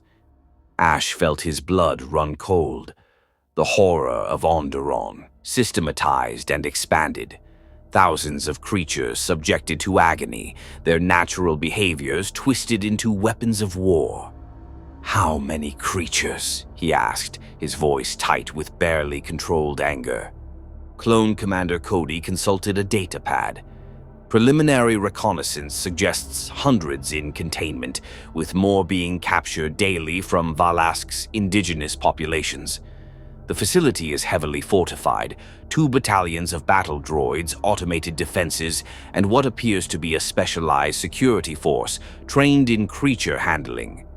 "We need to shut it down," Ash said immediately, stepping forward toward the holographic display.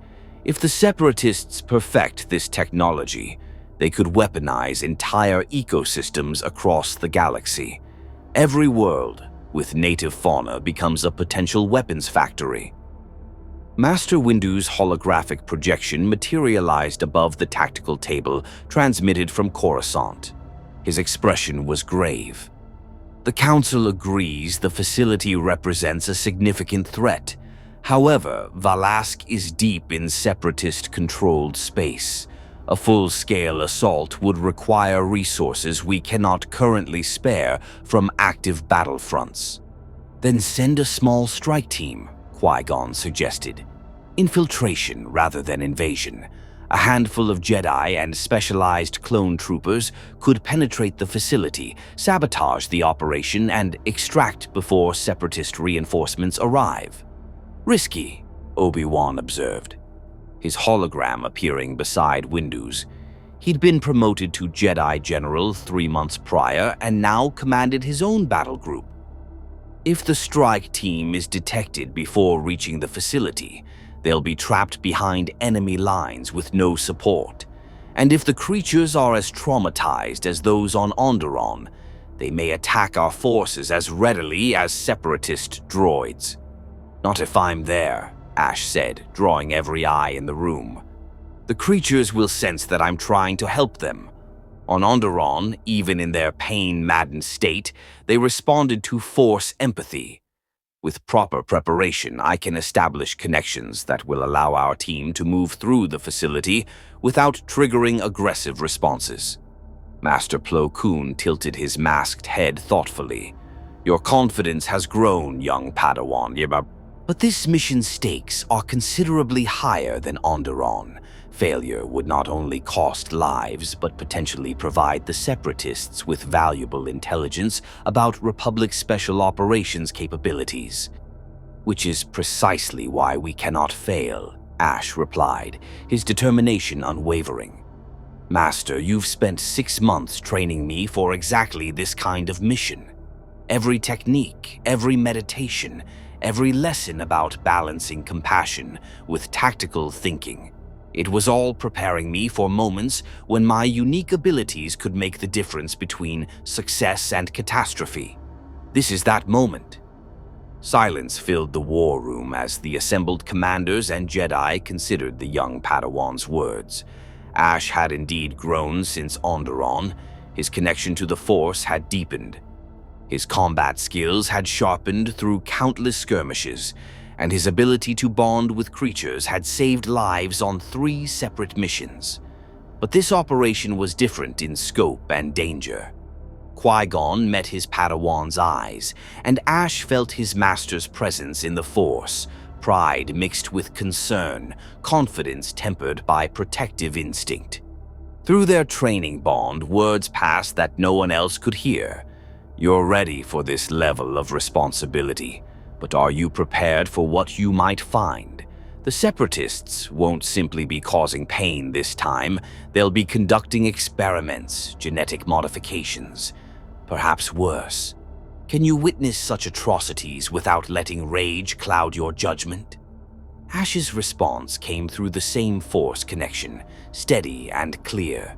"I can't promise I won't feel rage, Master. But I can promise I won't let it control me. These creatures need someone who understands what they're suffering. I'm the best chance they have." Qui-Gon turned to the holographic projections of the Council members. "I believe Ash is correct. His abilities make him uniquely suited for this mission. However, I recommend we structure the operation to maximize his strengths while minimizing exposure to unnecessary risk. Ash handles creature pacification and facility navigation.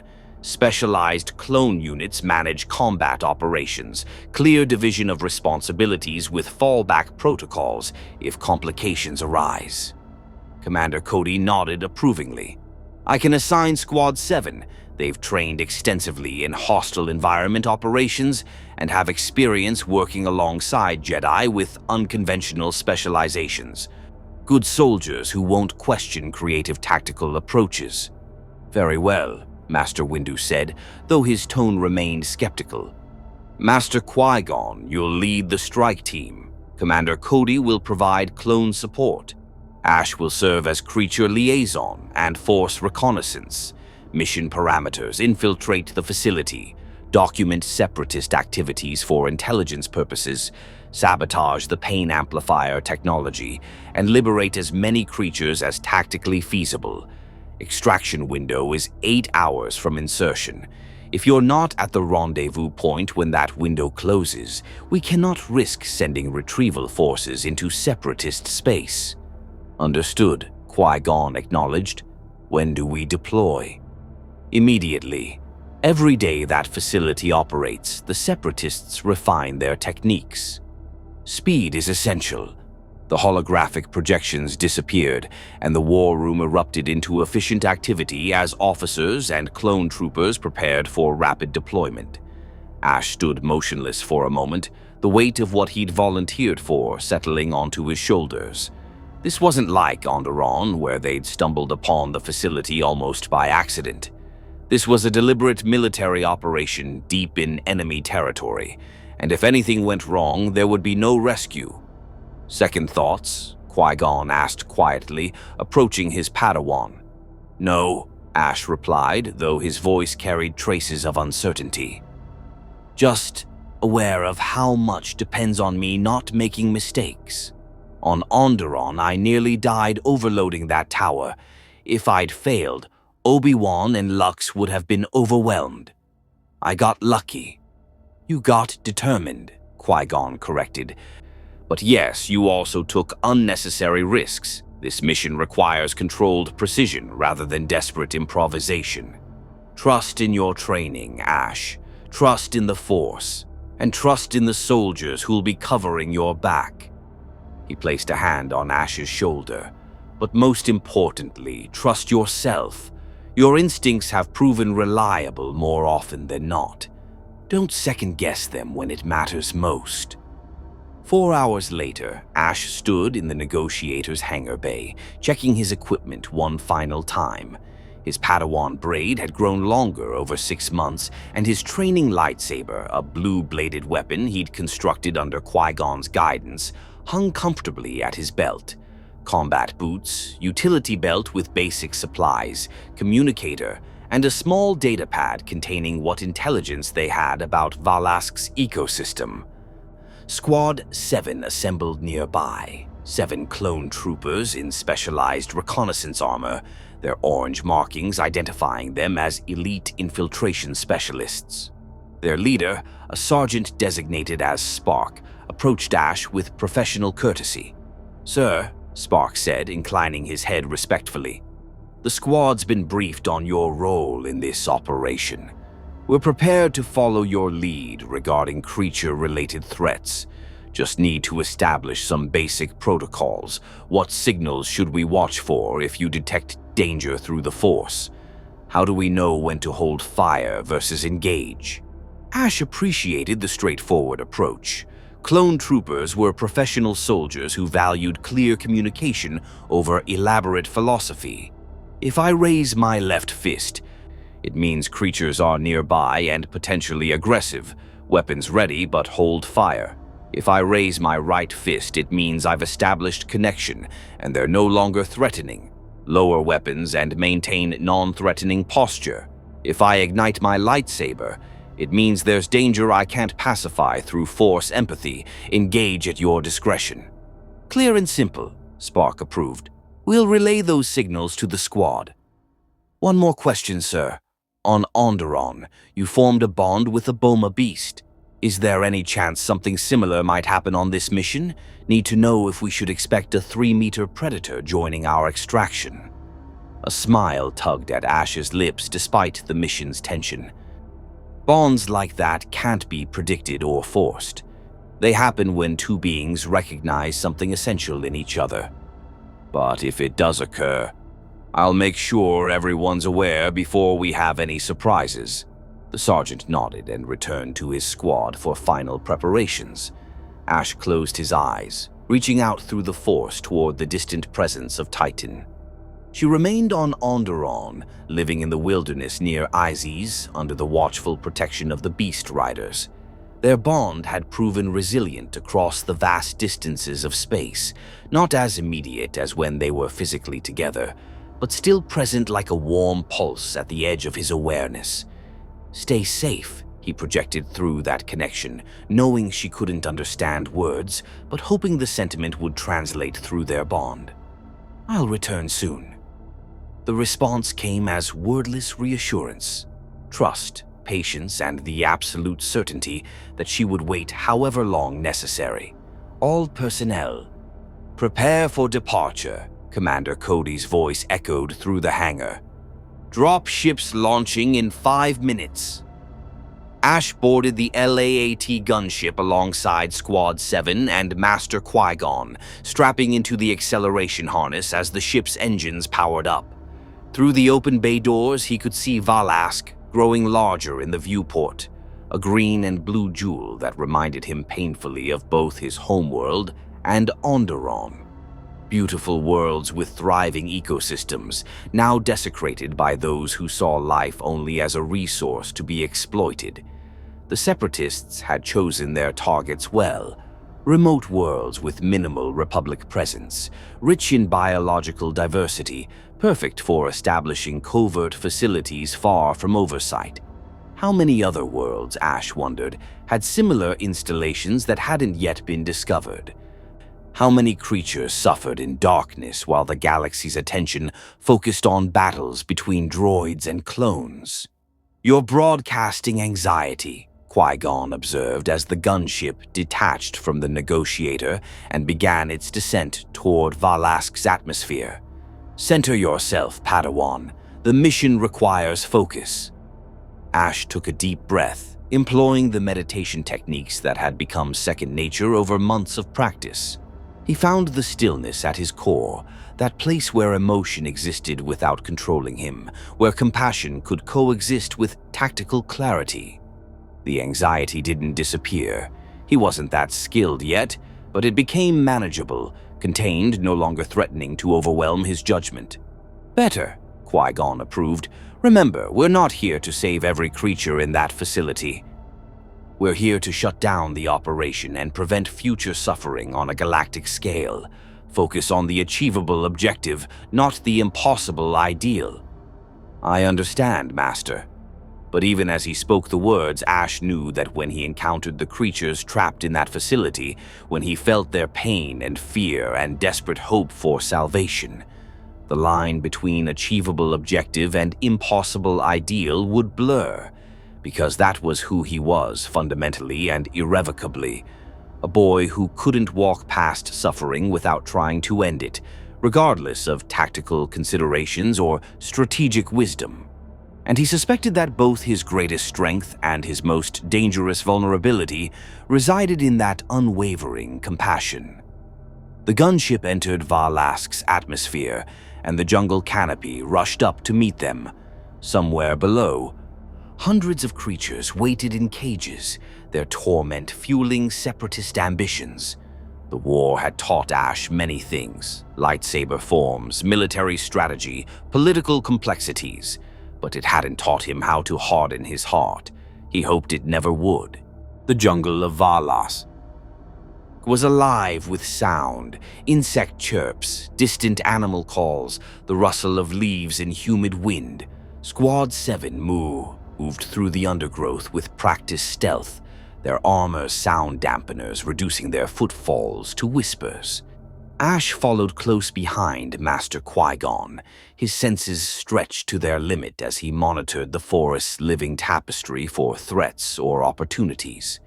They'd landed 3 kilometers from the Separatist facility, approaching on foot to avoid detection by automated sensor arrays. The jungle was dense, primordial, reminding Ash of holovids he'd seen of ancient Earth forests.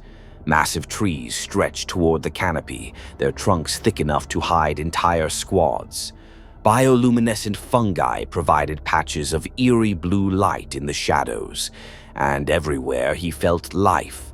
Insects, reptiles, mammals, avians, all existing in complex ecological balance. Until they reached the facility's perimeter, the change was stark and terrible. Within a 100-meter radius of the Separatist installation, the jungle fell silent. No birds sang, no insects buzzed. Even the plants seemed to droop, as if the facility's presence poisoned the very soil.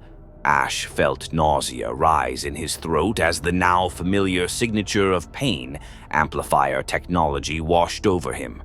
Not as overwhelming as Onderon's tower at point-blank range, but present like a low-frequency vibration that made his teeth ache. "I feel it," he whispered to Qui-Gon. "They're broadcasting on multiple frequencies, not just one species. They're targeting the entire ecosystem." Commander Cody consulted his tactical scanner from their hidden position in the tree line. Facility layout matches intelligence reports. Central processing building, 4 containment wings arranged in a cross pattern, power generator on the eastern side, and vehicle bay to the north. Droid patrols follow predictable patterns. We can exploit gaps in their coverage. The containment wings, Ash said, studying the facility through macro binoculars. That's where the creatures are held. I need to reach them first, establish connections before we trigger any alarms. If they panic when the shooting starts, they might hurt themselves trying to escape their cages. Qui-Gon nodded. Spark, take your squad and position near the power generator. When Ash gives the signal, cut the primary power. That should disable the pain amplifiers and create sufficient chaos for us to penetrate the containment wings. Commander Cody, you'll secure our extraction route and maintain communication with the negotiator. Ash and I will handle creature liberation. One problem, Sergeant Spark observed, pointing toward the containment wings. Electrified fencing surrounds each building, separate from the main power grid. Even if we cut facility power, those barriers remain active. We'll need to bypass them manually, which means exposure time in an open courtyard under potential droid fire. Ash studied the layout, an idea forming. What if the creatures bypass them for us? If I can establish strong enough connections, coordinate their actions, they could break through from the inside while we disable external security. The fencing is designed to keep them in, not to withstand simultaneous pressure from hundreds of desperate beings. That's assuming they'll cooperate, Cody cautioned. Traumatized creatures aren't known for following complex instructions. They will, Ash said with quiet confidence. They'll understand we're trying to help. I just need to get close enough to project that intention clearly. They waited until the nearest droid patrol passed, then moved quickly across the dead zone toward the facility's southern perimeter. Ash's heart hammered as they pressed against the outer wall. The pain amplifier's signature now strong enough to make concentration difficult. He reached out through the Force toward the containment wing directly above them, searching for individual consciousnesses amid the chaos of broadcast suffering. And he found them. Hundreds of minds, each unique, each trapped in private agony. He felt reptilian cold-bloodedness and mammalian warmth, predatory focus and prey animal terror, solitary hunters and pack-bonded social creatures. The Separatists had captured representatives of Valask's entire ecological spectrum, cataloging their responses to different pain frequencies, refining the technology that would let them weaponize any ecosystem they encountered. I'm here, Ash projected through the Force, focusing his intention like a laser rather than broadcasting broadly. I'm going to help you. I need you to trust me. The response was immediate and overwhelming. Desperate hope, skepticism born from weeks of betrayal, and underneath it all, the primal desire for freedom that united every living being capable of choice. Some creatures understood his intention immediately, their consciousness reaching back toward his with tentative connection. Others remained too traumatized, too fractured by sustained torment to trust anything beyond their own suffering. But enough responded. Enough believed. I've made contact, Ash whispered. They're ready. But Master, some of them are dying. The experiments, the pain, many won't survive even if we free them immediately. Qui-Gon's expression tightened with controlled anger. Then we work faster. Spark, execute on my mark. He ignited his lightsaber, the green blade casting emerald light across his face. Ash, maintain your connections. Guide the creatures, but don't lose yourself in their collective consciousness. Stay grounded. 3, 2, 1. Mark! Sergeant Spark's voice crackled through their comms, and simultaneously, the facility plunged into darkness as primary power died. Emergency lights flickered on moments later, bathing everything in crimson, but the sudden disruption achieved its purpose. Confusion rippled through the droid forces as automated systems struggled to reboot. Ash seized the moment, projecting a single unified command through his established connections. Now, break free. Together. The containment wings erupted with sound, roars, shrieks, bellows, and screams as hundreds of creatures threw themselves against cage doors, electrified fencing, and reinforced walls. The facility's designers had built the containment systems to withstand individual escape attempts, but not coordinated assault from every prisoner simultaneously. Qui-Gon's lightsaber carved through the outer wall's dura-steel plating like butter. Ash followed him through the breach into chaos, cages lining both walls, each containing creatures in various states of health. Some were massive predators, scaled and fanged, hurling themselves against energy barriers with primal fury. Others were smaller, more fragile, huddled in corners and trembling despite the promise of freedom. "Ash, the barriers!" Qui-Gon shouted over the cacophony, deflecting blaster fire from battle droids converging on their position. Ash reached out, not with his hands but with the Force, feeling for the energy flow sustaining the cage barriers. It was similar to what he'd done on Onderon, technological manipulation through Force connection, but this time he wasn't trying to overload a system. He was trying to convince it to release its hold. The technique his master had been teaching him for months, the one he'd struggled with in training sessions back at the temple, suddenly clicked into place. The barriers weren't alive, but the energy flowing through them was part of the Force that bound all things. And if he could connect to that energy, respect its nature while gently redirecting its purpose, the barriers flickered, died, and the cages opened. What emerged was beautiful and terrible in equal measure. A six-legged feline predator, its fur matted with blood from experimental incisions, bounded past Ash and tore into an advancing B-2 super battle droid with savage efficiency.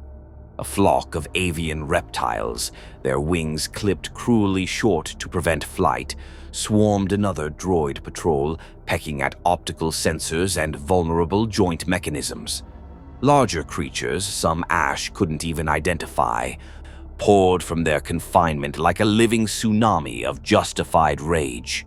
"East wing clear," Spark's voice crackled through comms. "Moving to secure the vehicle bay. Be advised, separatist reinforcements inbound from the command center." Ash moved through the chaos, reaching out to each freed creature with reassurance and direction. The droids are enemies. The humans in orange armor are friends. Run for the jungle. Freedom is that direction. Most understood and fled immediately, disappearing into the darkness beyond the facility's compromised perimeter. But others, too injured or traumatized, remained huddled in their cages despite the open doors. He found one in particular that made his heart break, a juvenile creature that resembled a hairless bear, no larger than a house cat, cowering in the corner of its cage. Its eyes had been surgically removed, replaced with cybernetic implants that glowed with sickly red light. Experimental modifications covered its small body, metal ports embedded in flesh, wires running beneath skin, technology forced to interface with biology in ways that violated every natural law. "What did they do to you?" Ash whispered, kneeling despite the chaos around him. He reached out slowly, projecting safety and compassion. The creature whimpered, a sound of such profound suffering that Ash felt tears streaming down his face. Through the Force, he sensed its pain clearly.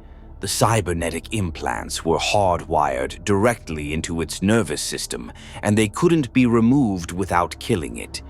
The Separatists had created a living weapon, a creature that would broadcast the pain amplifier signal from within itself, turning victims into vectors for spreading torment.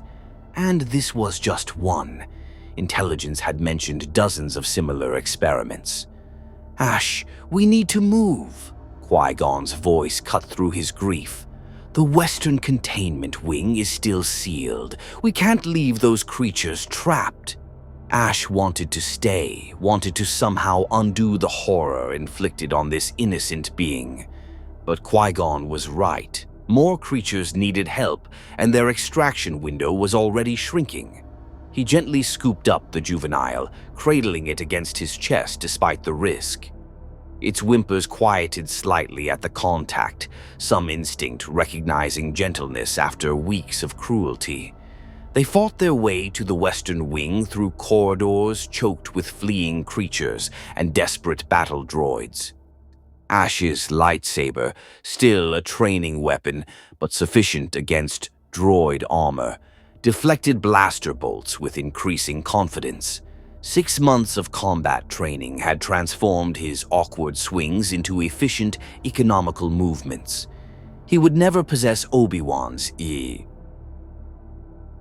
technical precision or Qui-Gon's fluid grace, but he developed his own style, defensive, protective, focused on keeping threats away from vulnerable creatures rather than aggressive offense.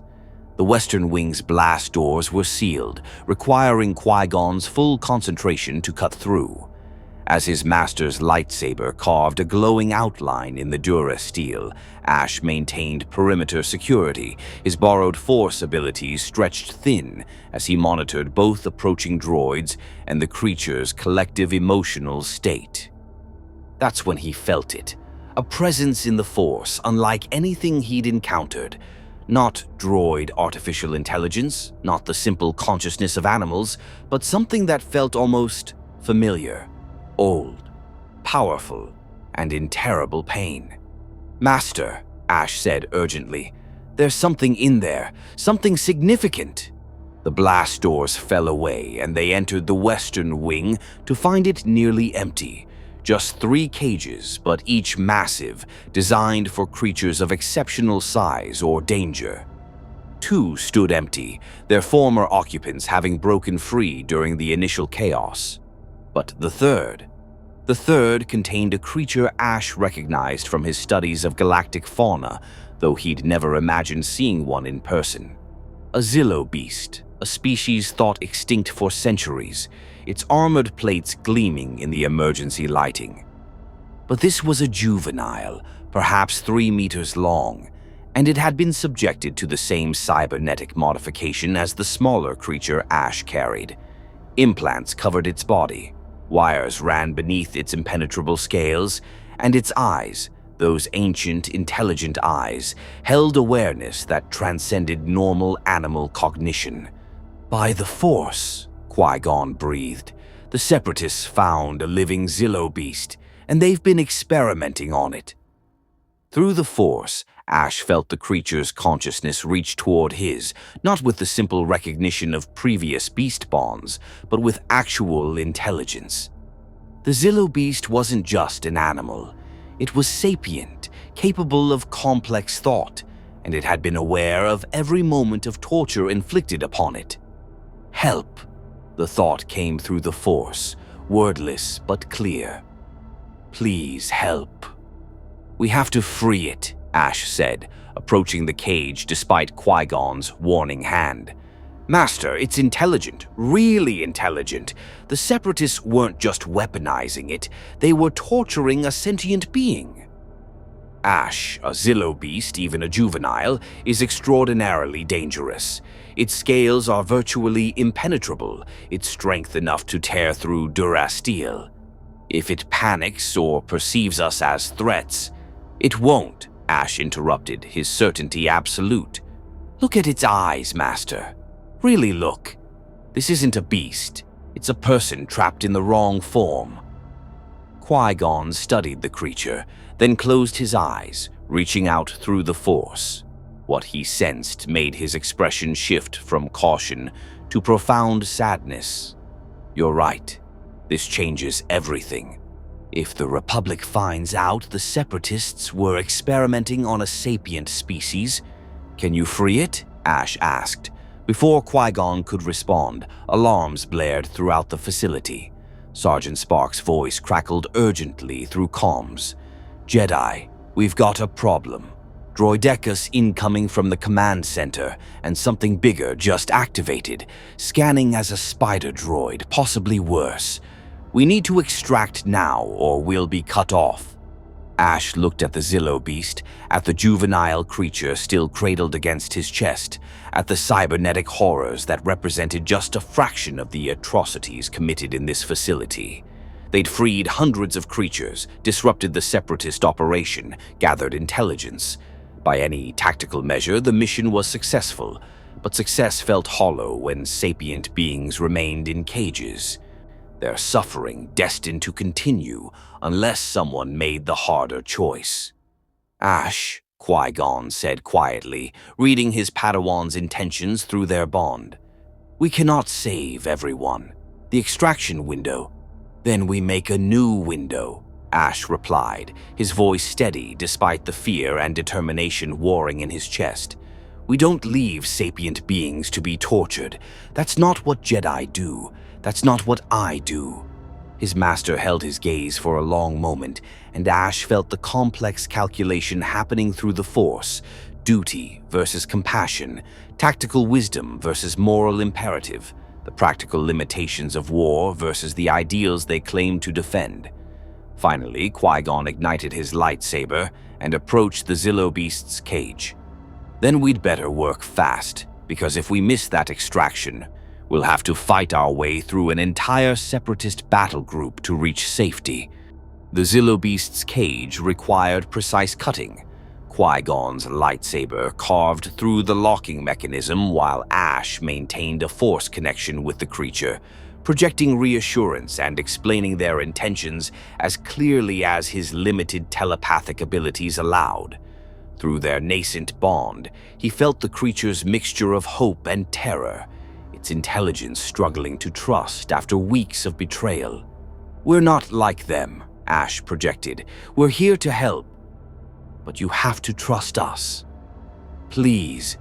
The juvenile creature Ash still cradled whimpered, its cybernetic implants pulsing with distressed red light. The Zillo beast's ancient eyes fixed on the smaller being, and something passed between them. Recognition of shared suffering, kinship forged in torment. The Zillo beast's massive head lowered in what could only be interpreted as acquiescence. The cage door fell away with a metallic crash. The Zillo beast stepped out cautiously, its movements surprisingly graceful despite its bulk. It stood nearly 3 meters at the shoulder, its armored plates gleaming like polished obsidian. Up close, Ash could see where the separatists had drilled through those supposedly impenetrable scales to embed their experimental technology, wounds that wept fluid despite attempts at cauterization. "Spark status report," Qui-Gon said into his comm while keeping watchful eyes on the Zillo beast. "We've secured the vehicle bay and commandeered a separatist transport speeder," the sergeant replied, blaster fire audible in the background. "But we're taking heavy fire from those droidecas. The spider droid is moving to cut off our escape route. If you're coming, make it now." Qui-Gon turned to Ash. "Can you guide it? Keep it calm during extraction." Ash reached out, deepening his Force connection with the Zillo beast. Its consciousness was vast, complex, layered with memories and thoughts he couldn't fully comprehend. But the core intention was clear. It wanted to survive, wanted freedom, and it understood that following these strange beings offered the best chance of both. "It'll follow me," Ash confirmed. "Let's move." They ran through corridors now thick with smoke and the acrid smell of blaster discharge. Freed creatures still roamed the facility, some attacking droids with primal fury, others simply fleeing toward any opening that promised escape. The Zillo beast moved with surprising speed, its claws scoring the metal floor with each stride. Battle droids that attempted to block their path found themselves scattered like toys, the creature's armored bulk simply bulldozing through obstacles. They emerged into the central courtyard to chaos. Squad 7 held position near a commandeered separatist troop transport, a repulsor vehicle large enough to carry 24 droids, now retrofitted for rapid extraction. 3 droidicas had deployed their shield generators and were laying down withering suppression fire, forcing the clones to remain in cover. And advancing from the command center, its massive legs shaking the ground with each step, came an IG-227 Hailfire droid, a wheel-mounted weapons platform designed for anti-vehicle combat. "We can't outrun that thing," Commander Cody shouted over the comm channel, "and our transport's armor won't withstand sustained fire from its missile pods. We need those droidecas eliminated now." Qui-Gon deflected a stream of blaster bolts, his lightsaber a blur of green light. "Ash, get the creatures to the transport. I'll handle the droidecas." But Ash's attention was fixed on the Hailfire droid, an idea forming that was either brilliant or suicidal. He looked down at the Zillo beast, whose intelligent eyes seemed to understand his intention before he fully articulated it, even to himself. "Can you trust me one more time?" Ash asked aloud, knowing the creature couldn't understand basic, but hoping his force projection would convey meaning. "I need you to be brave. Braver than you've ever been." The Zillo beast rumbled, a sound that vibrated through Ash's chest, and lowered its head in unmistakable agreement. Ash ran toward the Hailfire droid. "Ash, no!" Qui-Gon's shout echoed across the courtyard, but Ash was already committed, the force flowing through him with crystalline clarity. He could feel the droid's targeting systems locking onto him, calculating trajectory and velocity, preparing to launch missiles that would atomize anything caught in their blast radius. But the Hailfire droid's designers had never anticipated a target that wouldn't flee.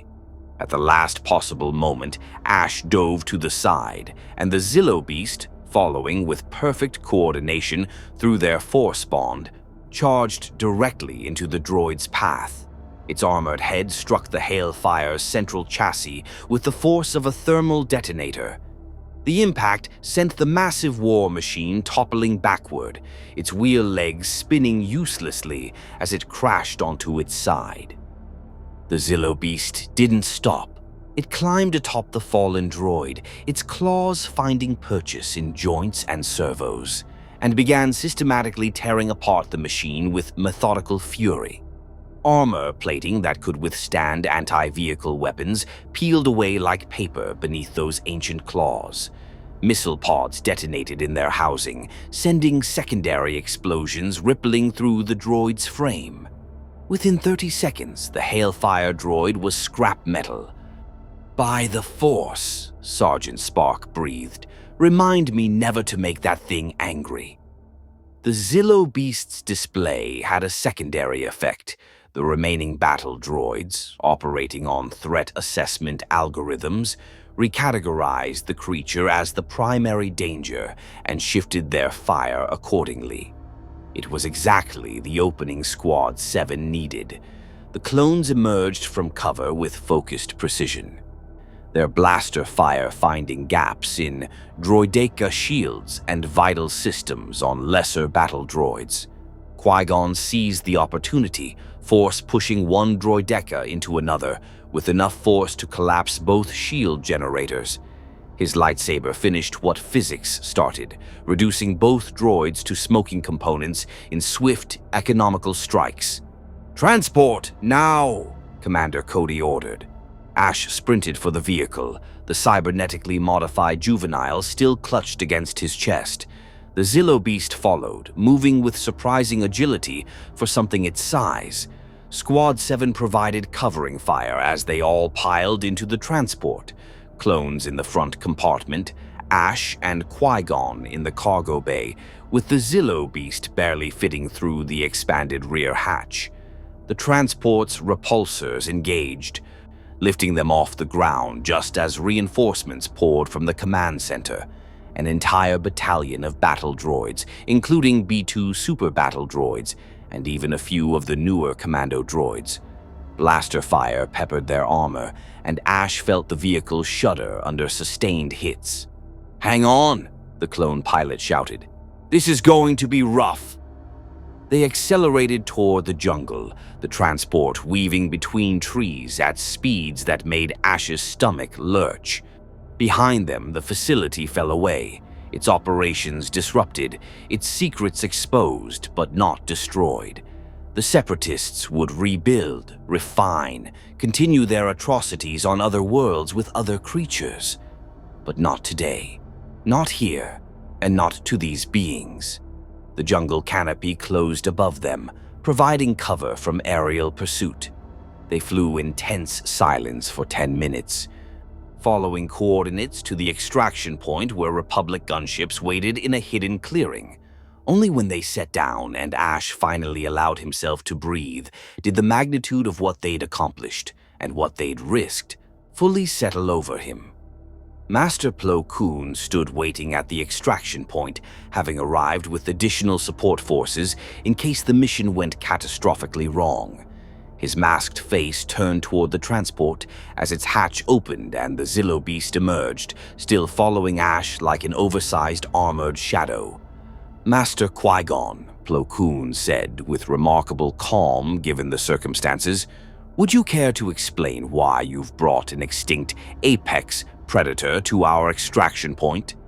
"It's sapient," Qui-Gon replied simply.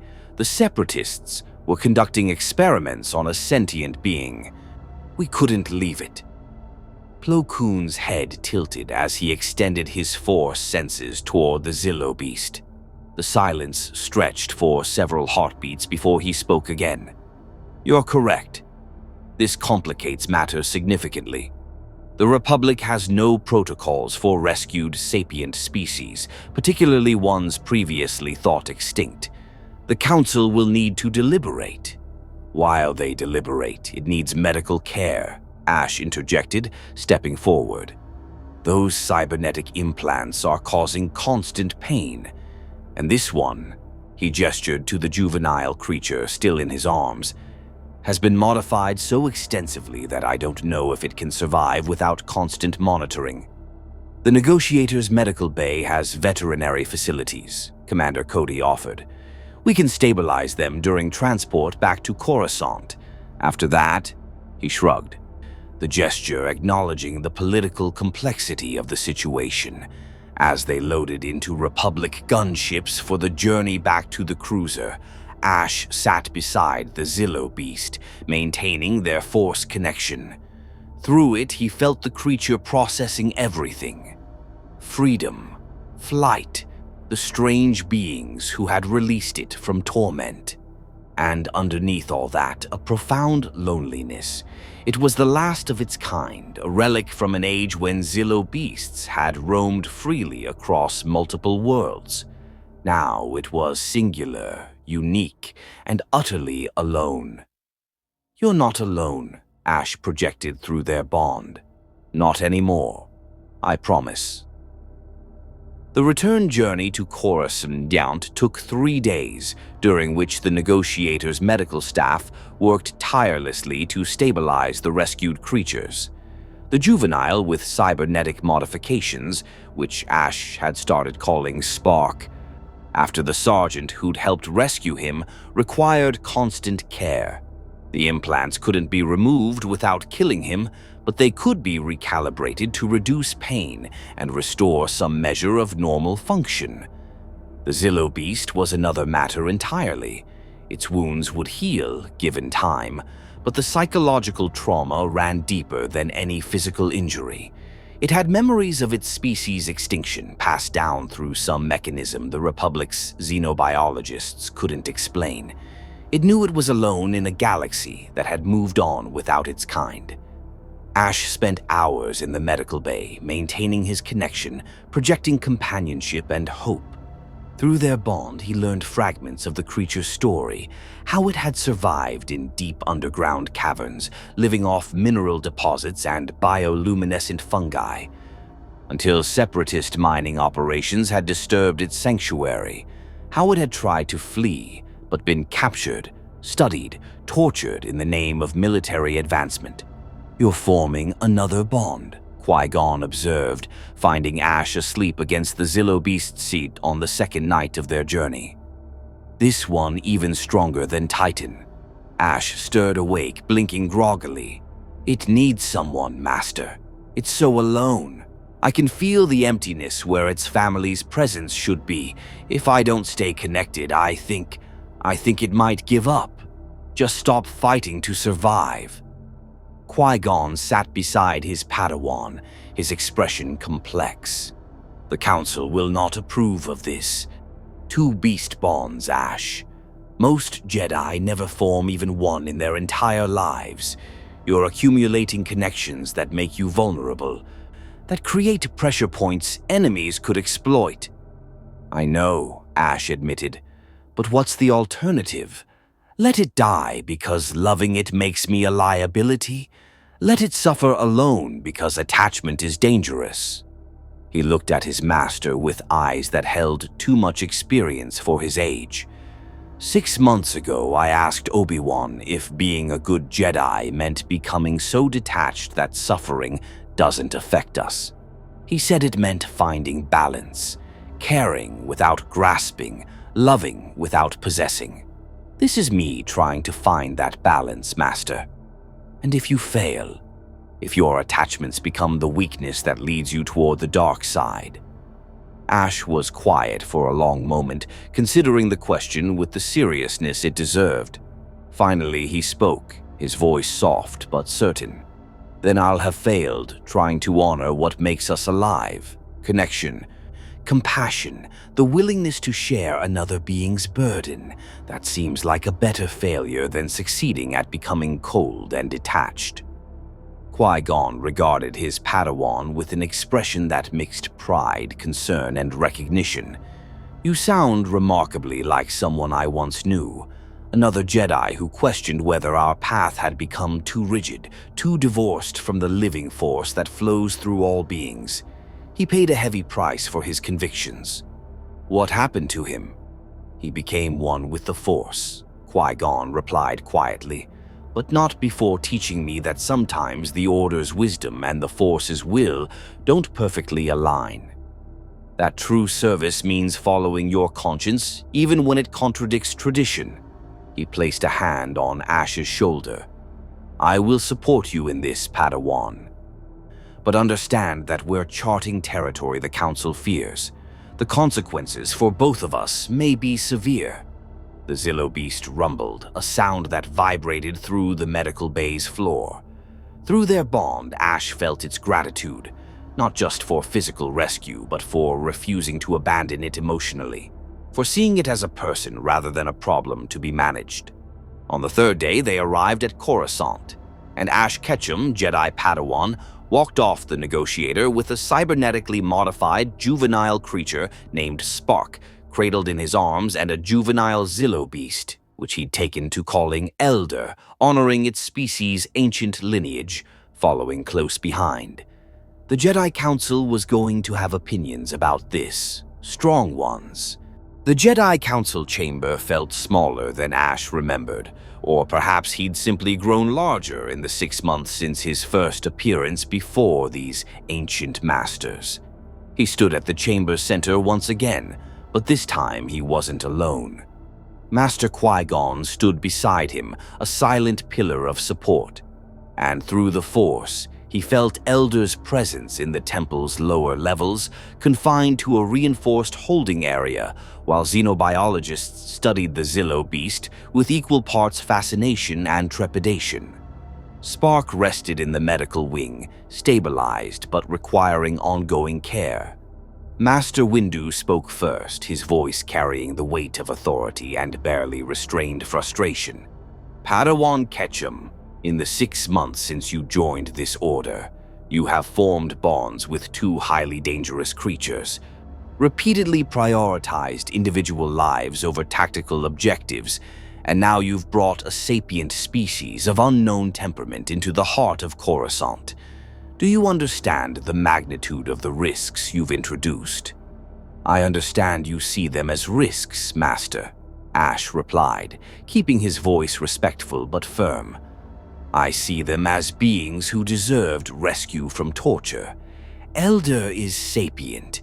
The Separatists were experimenting on a sentient creature, which violates every galactic convention on prisoner treatment. Would you have preferred we left it to continued experimentation? We would have preferred, Master Ki-Adi Mundi interjected, his elongated head furrowed with concern, that you followed established protocols, document the situation, report to command, allow appropriate authorities to determine the proper course of action. Instead, you made unilateral decisions that committed Republic resources and exposed our forces to unnecessary danger. Master Plo Koon raised a calming hand. The Padawan's actions, while unconventional, were not without merit. The intelligence gathered from the Valask facility has proven invaluable. We now know the Separatists are attempting to weaponize entire ecosystems. This knowledge allows us to anticipate and counter similar operations across the galaxy. And the rescue of a sapient being from unlawful experimentation aligns perfectly with the values this order claims to champion. Yet the manner troubles us, Yoda said, his ancient eyes fixed on Ash with an intensity that seemed to pierce straight through to his core. Strong in compassion you are, but controlled your compassion is not. Act first. Consider consequences later. This pattern, dangerous it becomes. The dark side, it feeds on such impulsiveness, twists good intentions into catastrophe. Ash felt his frustration rising, the careful control he'd maintained threatening to slip. With respect, Master Yoda, the dark side also feeds on inaction. On knowing suffering exists, but choosing comfort over intervention. Every moment we debated protocols, Elder was being tortured. Every second spent considering tactical implications, Spark's nervous system was being violated by cybernetic implants. How is that more virtuous than acting to stop the suffering immediately? The silence that followed felt heavy, charged with tension. Master Shak Ti leaned forward, her montrals expressing subtle interest. You speak as if the choice were binary, immediate action or complete inaction. But there is nuance in all things, Padawan. Sometimes the wisest course is patient preparation that enables more comprehensive solutions. Your master should have taught you this. My master has taught me to trust the living force, Ash replied, to respond to what is, not what we wish could be. He's taught me that the Force flows through all beings, not just those the Republic deems politically convenient to protect. And he's taught me that being a Jedi means standing between the innocent and those who would harm them, regardless of tactical considerations. Qui-Gon's presence in the Force radiated approval mixed with concern. Through their training bond, Ash felt his master's wordless caution. Be careful. You're right, but righteousness delivered without wisdom becomes arrogance. Show them you can learn from this experience, not just defend it. Ash took a breath, centering himself. I know I made mistakes on Valask. I should have communicated better with Commander Cody about the extraction timing. I should have considered how rescuing Elder would impact our tactical position. I let my emotions drive decisions that affected everyone on that mission, not just me. He met Master Windu's stern gaze directly. But I won't apologize for saving sapient beings from torture. If that makes me unsuitable to be a Jedi, then maybe I'm in the wrong order. The words hung in the air like a challenge, and Ash immediately regretted their defiance. This wasn't how a Padawan addressed the Council. This wasn't how someone earned the Order's trust and respect. But he couldn't seem to stop himself. Couldn't force words of submission when his every instinct screamed that he'd done the right thing. Unsuitable? Master Windu's expression remained unreadable. No, Padawan Ketchum. Unconventional, yes. Challenging to our established methods, certainly, but unsuitable. He glanced at his fellow council members. I think not. Because despite your impulsiveness, despite your tendency toward emotional decisions, you've achieved remarkable results. The facility is neutralized. Hundreds of creatures were liberated. A sapient being was rescued from illegal experimentation, and your squad suffered 0 casualties. These facts cannot be dismissed. Kit Fisto's permanent smile widened slightly.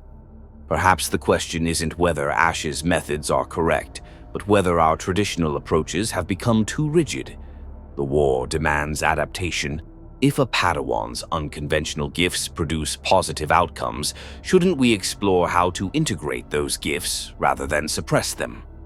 Dangerous thinking, that is, Yoda warned, though his tone suggested consideration rather than outright rejection.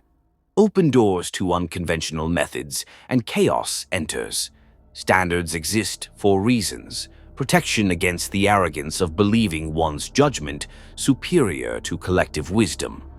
Yet collective wisdom can become collective blindness. Qui-Gon spoke for the first time, his voice calm but firm.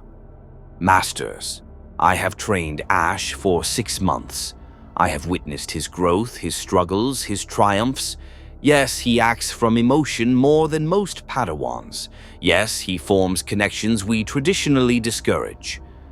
But I have also witnessed something this order desperately needs: genuine compassion that hasn't been dulled by years of war and compromise. He stepped forward, positioning himself beside rather than behind his Padawan. Ash reminds me why I became a Jedi, not for political influence or military authority, but to serve the Force by serving life in all its forms. If we've drifted so far from that purpose that we see his compassion as a liability rather than an asset, then perhaps we need to question our own path, not just his. The council members exchanged glances, wordless communication passing between them through the Force. Ash felt the currents of opinion shifting. Some masters remained skeptical, others intrigued, a few actively supportive. The moment balanced on a knife's edge. Finally, Master Yoda spoke. "A test, young Padawan. You have passed, though know it not you did. Question authority when conscience demands. Refuse to harden your heart despite war's cruelty. Risk yourself for others without seeking glory or reward. These qualities, true Jedi they make. But," his ears drooped slightly, "tempered with wisdom they must be, guided by discipline, shaped by experience." He looked to Qui-Gon. "Continue his training, you will, but oversight, increased oversight the Council requires. Monthly reports on his progress, his emotional state, his bond development. Watch him closely, we must, for the dark side seeks such compassion, whispers that love justifies any action, that the end redeems the means." "I understand," Qui-Gon acknowledged, "and I accept those conditions." "As for the creatures," Master Windu said, his tone shifting to practical matters, "the Zillo beast, Elder as you call it, presents unique challenges. It is sapient, which grants it rights under Republic law. But it is also extraordinarily dangerous and the last of its species. We cannot simply release it into Coruscant's environment, nor can we imprison a sentient being indefinitely." "I've been thinking about that," Ash said carefully. "What if Elder remained with me? Not as a pet or a weapon, but as a partner, the way some Jedi work with specialist droids or trained creatures. Our bond gives me unique insight into its thoughts and needs. I could ensure it never poses a threat to innocence while advocating for its interests as a sapient being without Republic citizenship." Master Sha'ak T considered this.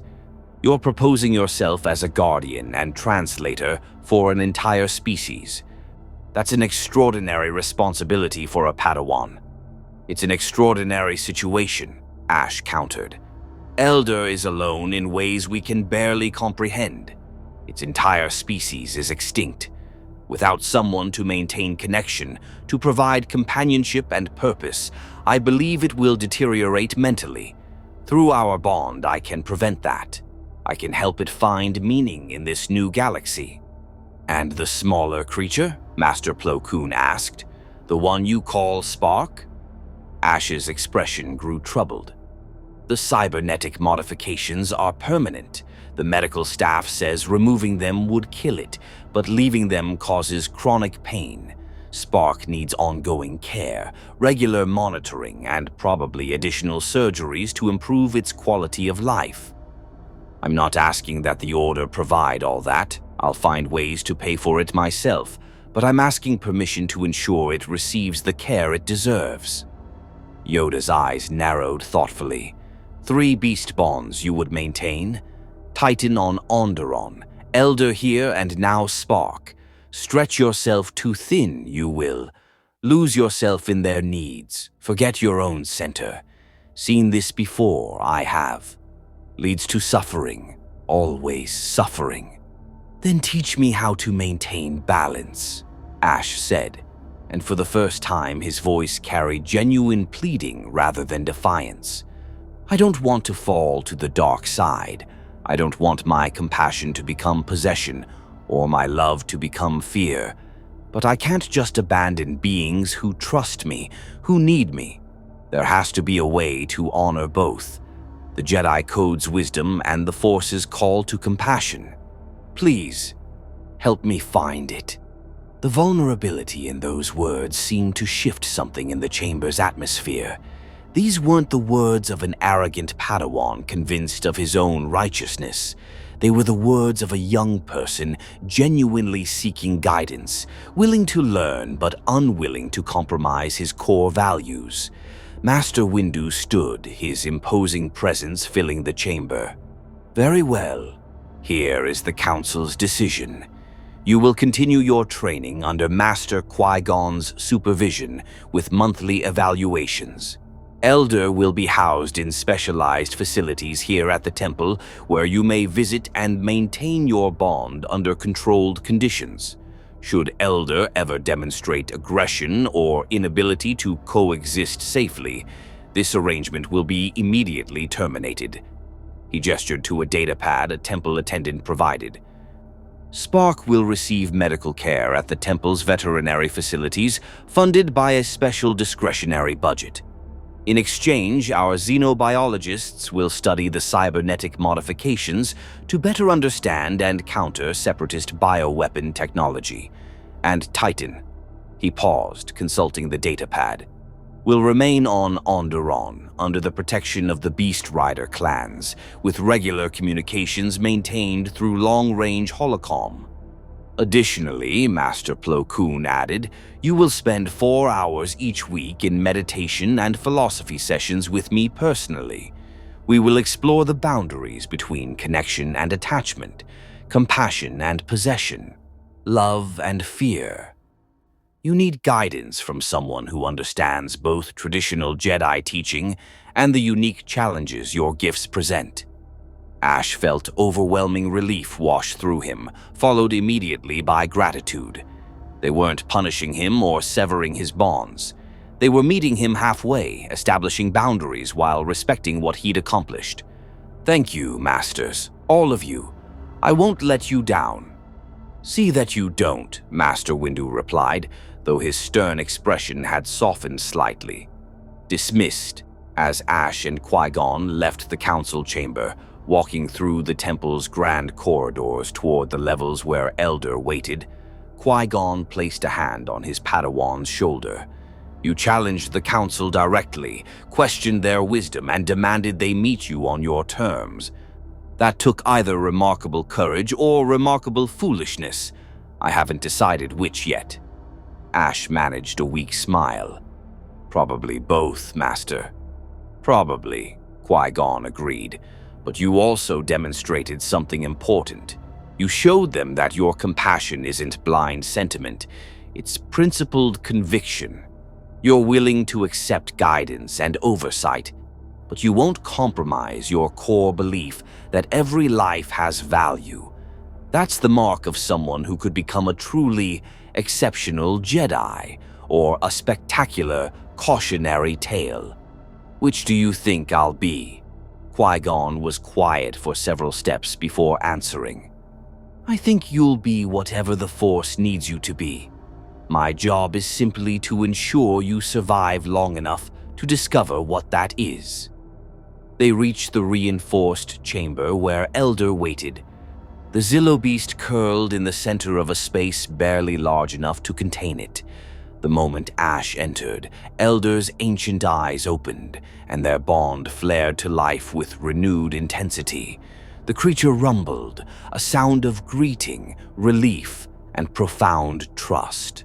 Ash approached slowly, placing his hand against Elder's armored snout. Through their connection, he felt the Zillo beast's simple contentment. It had food, shelter, safety, and most importantly, companionship. For a being that had spent months in isolation and agony, these simple blessings felt miraculous. I promised you weren't alone anymore, Ash whispered. I'm keeping that promise. And in the medical wing, sparks stirred from sedated sleep, the cybernetic implants glowing with steadier light now that skilled technicians had recalibrated them.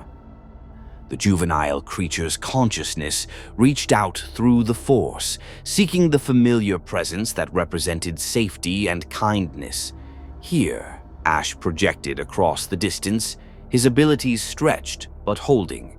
I'm here. Always. 3 bonds, spanning temple levels and even distant worlds. 3 connections that the Jedi Code warned against, but that Ash couldn't imagine severing. 3 beings who had suffered, survived, and chosen to trust someone who refused to let fear prevent love. Master Yoda had been right about one thing. This path was dangerous. The potential for attachment, for fear of loss, for the dark side to exploit these connections lurked like a shadow at the edge of Ash's awareness.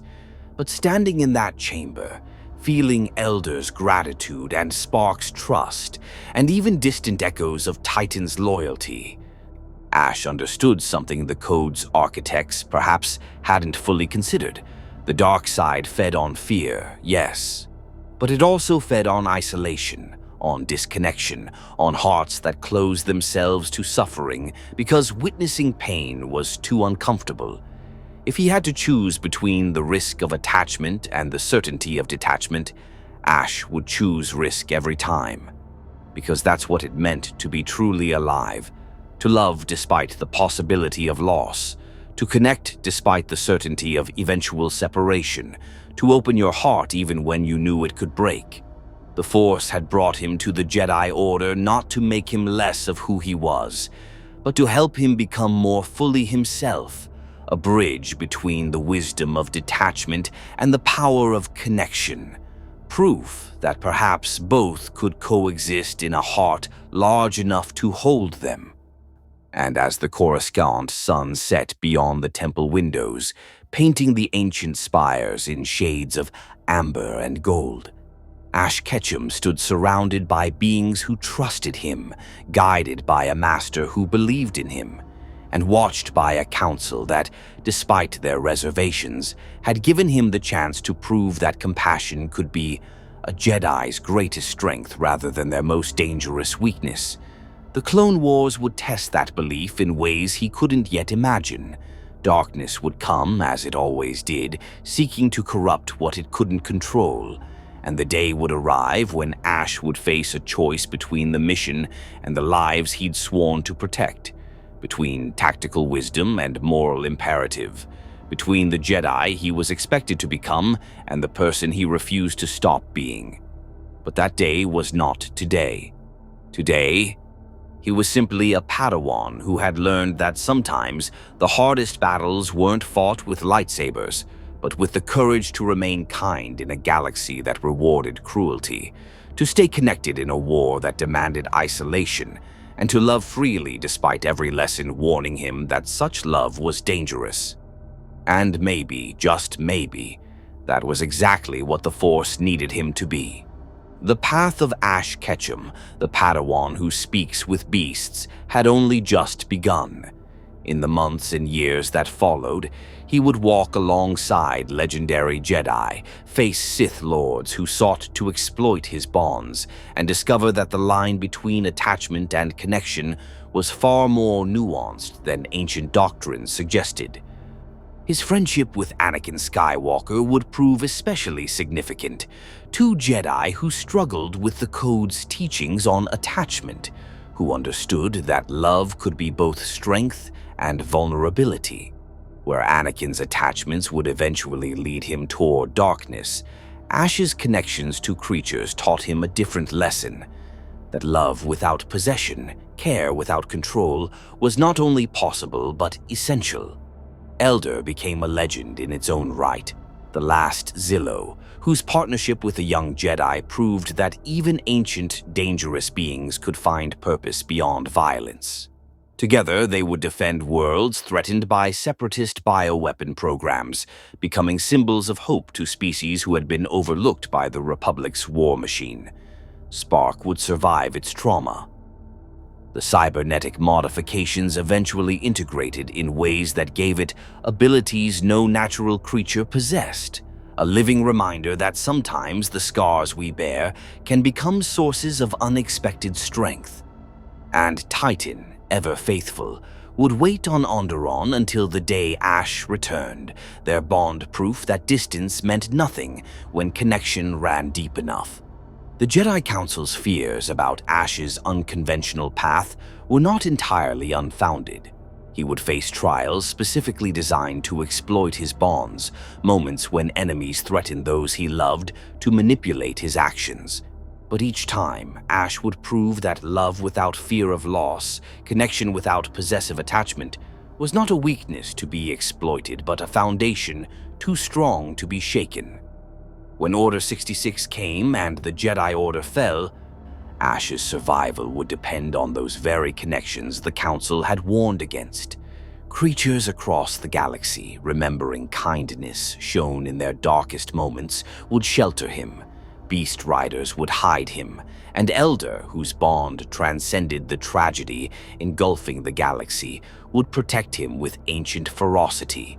In the galaxy's darkest hour, when the light of the Jedi seemed extinguished, Ash Ketchum would carry forward a different kind of wisdom, not the detached philosophy of the old order, but something older still.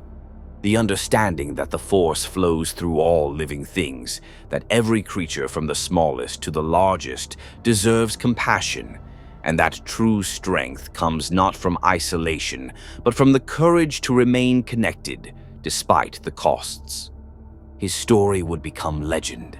The Padawan who refused to choose between being a Jedi and being kind, who proved that the two were not contradictions but complements, and who showed a broken galaxy that sometimes the most powerful weapon against darkness is simply refusing to let it harden your heart. The Force had brought a boy who spoke with beasts to the Jedi Temple for a reason, not to make him less compassionate, but to teach him that compassion channeled through wisdom could reshape galaxies, that love tempered with selflessness could redeem even the darkest souls, and that sometimes the most rebellious act in a universe consumed by war is choosing again and again to care.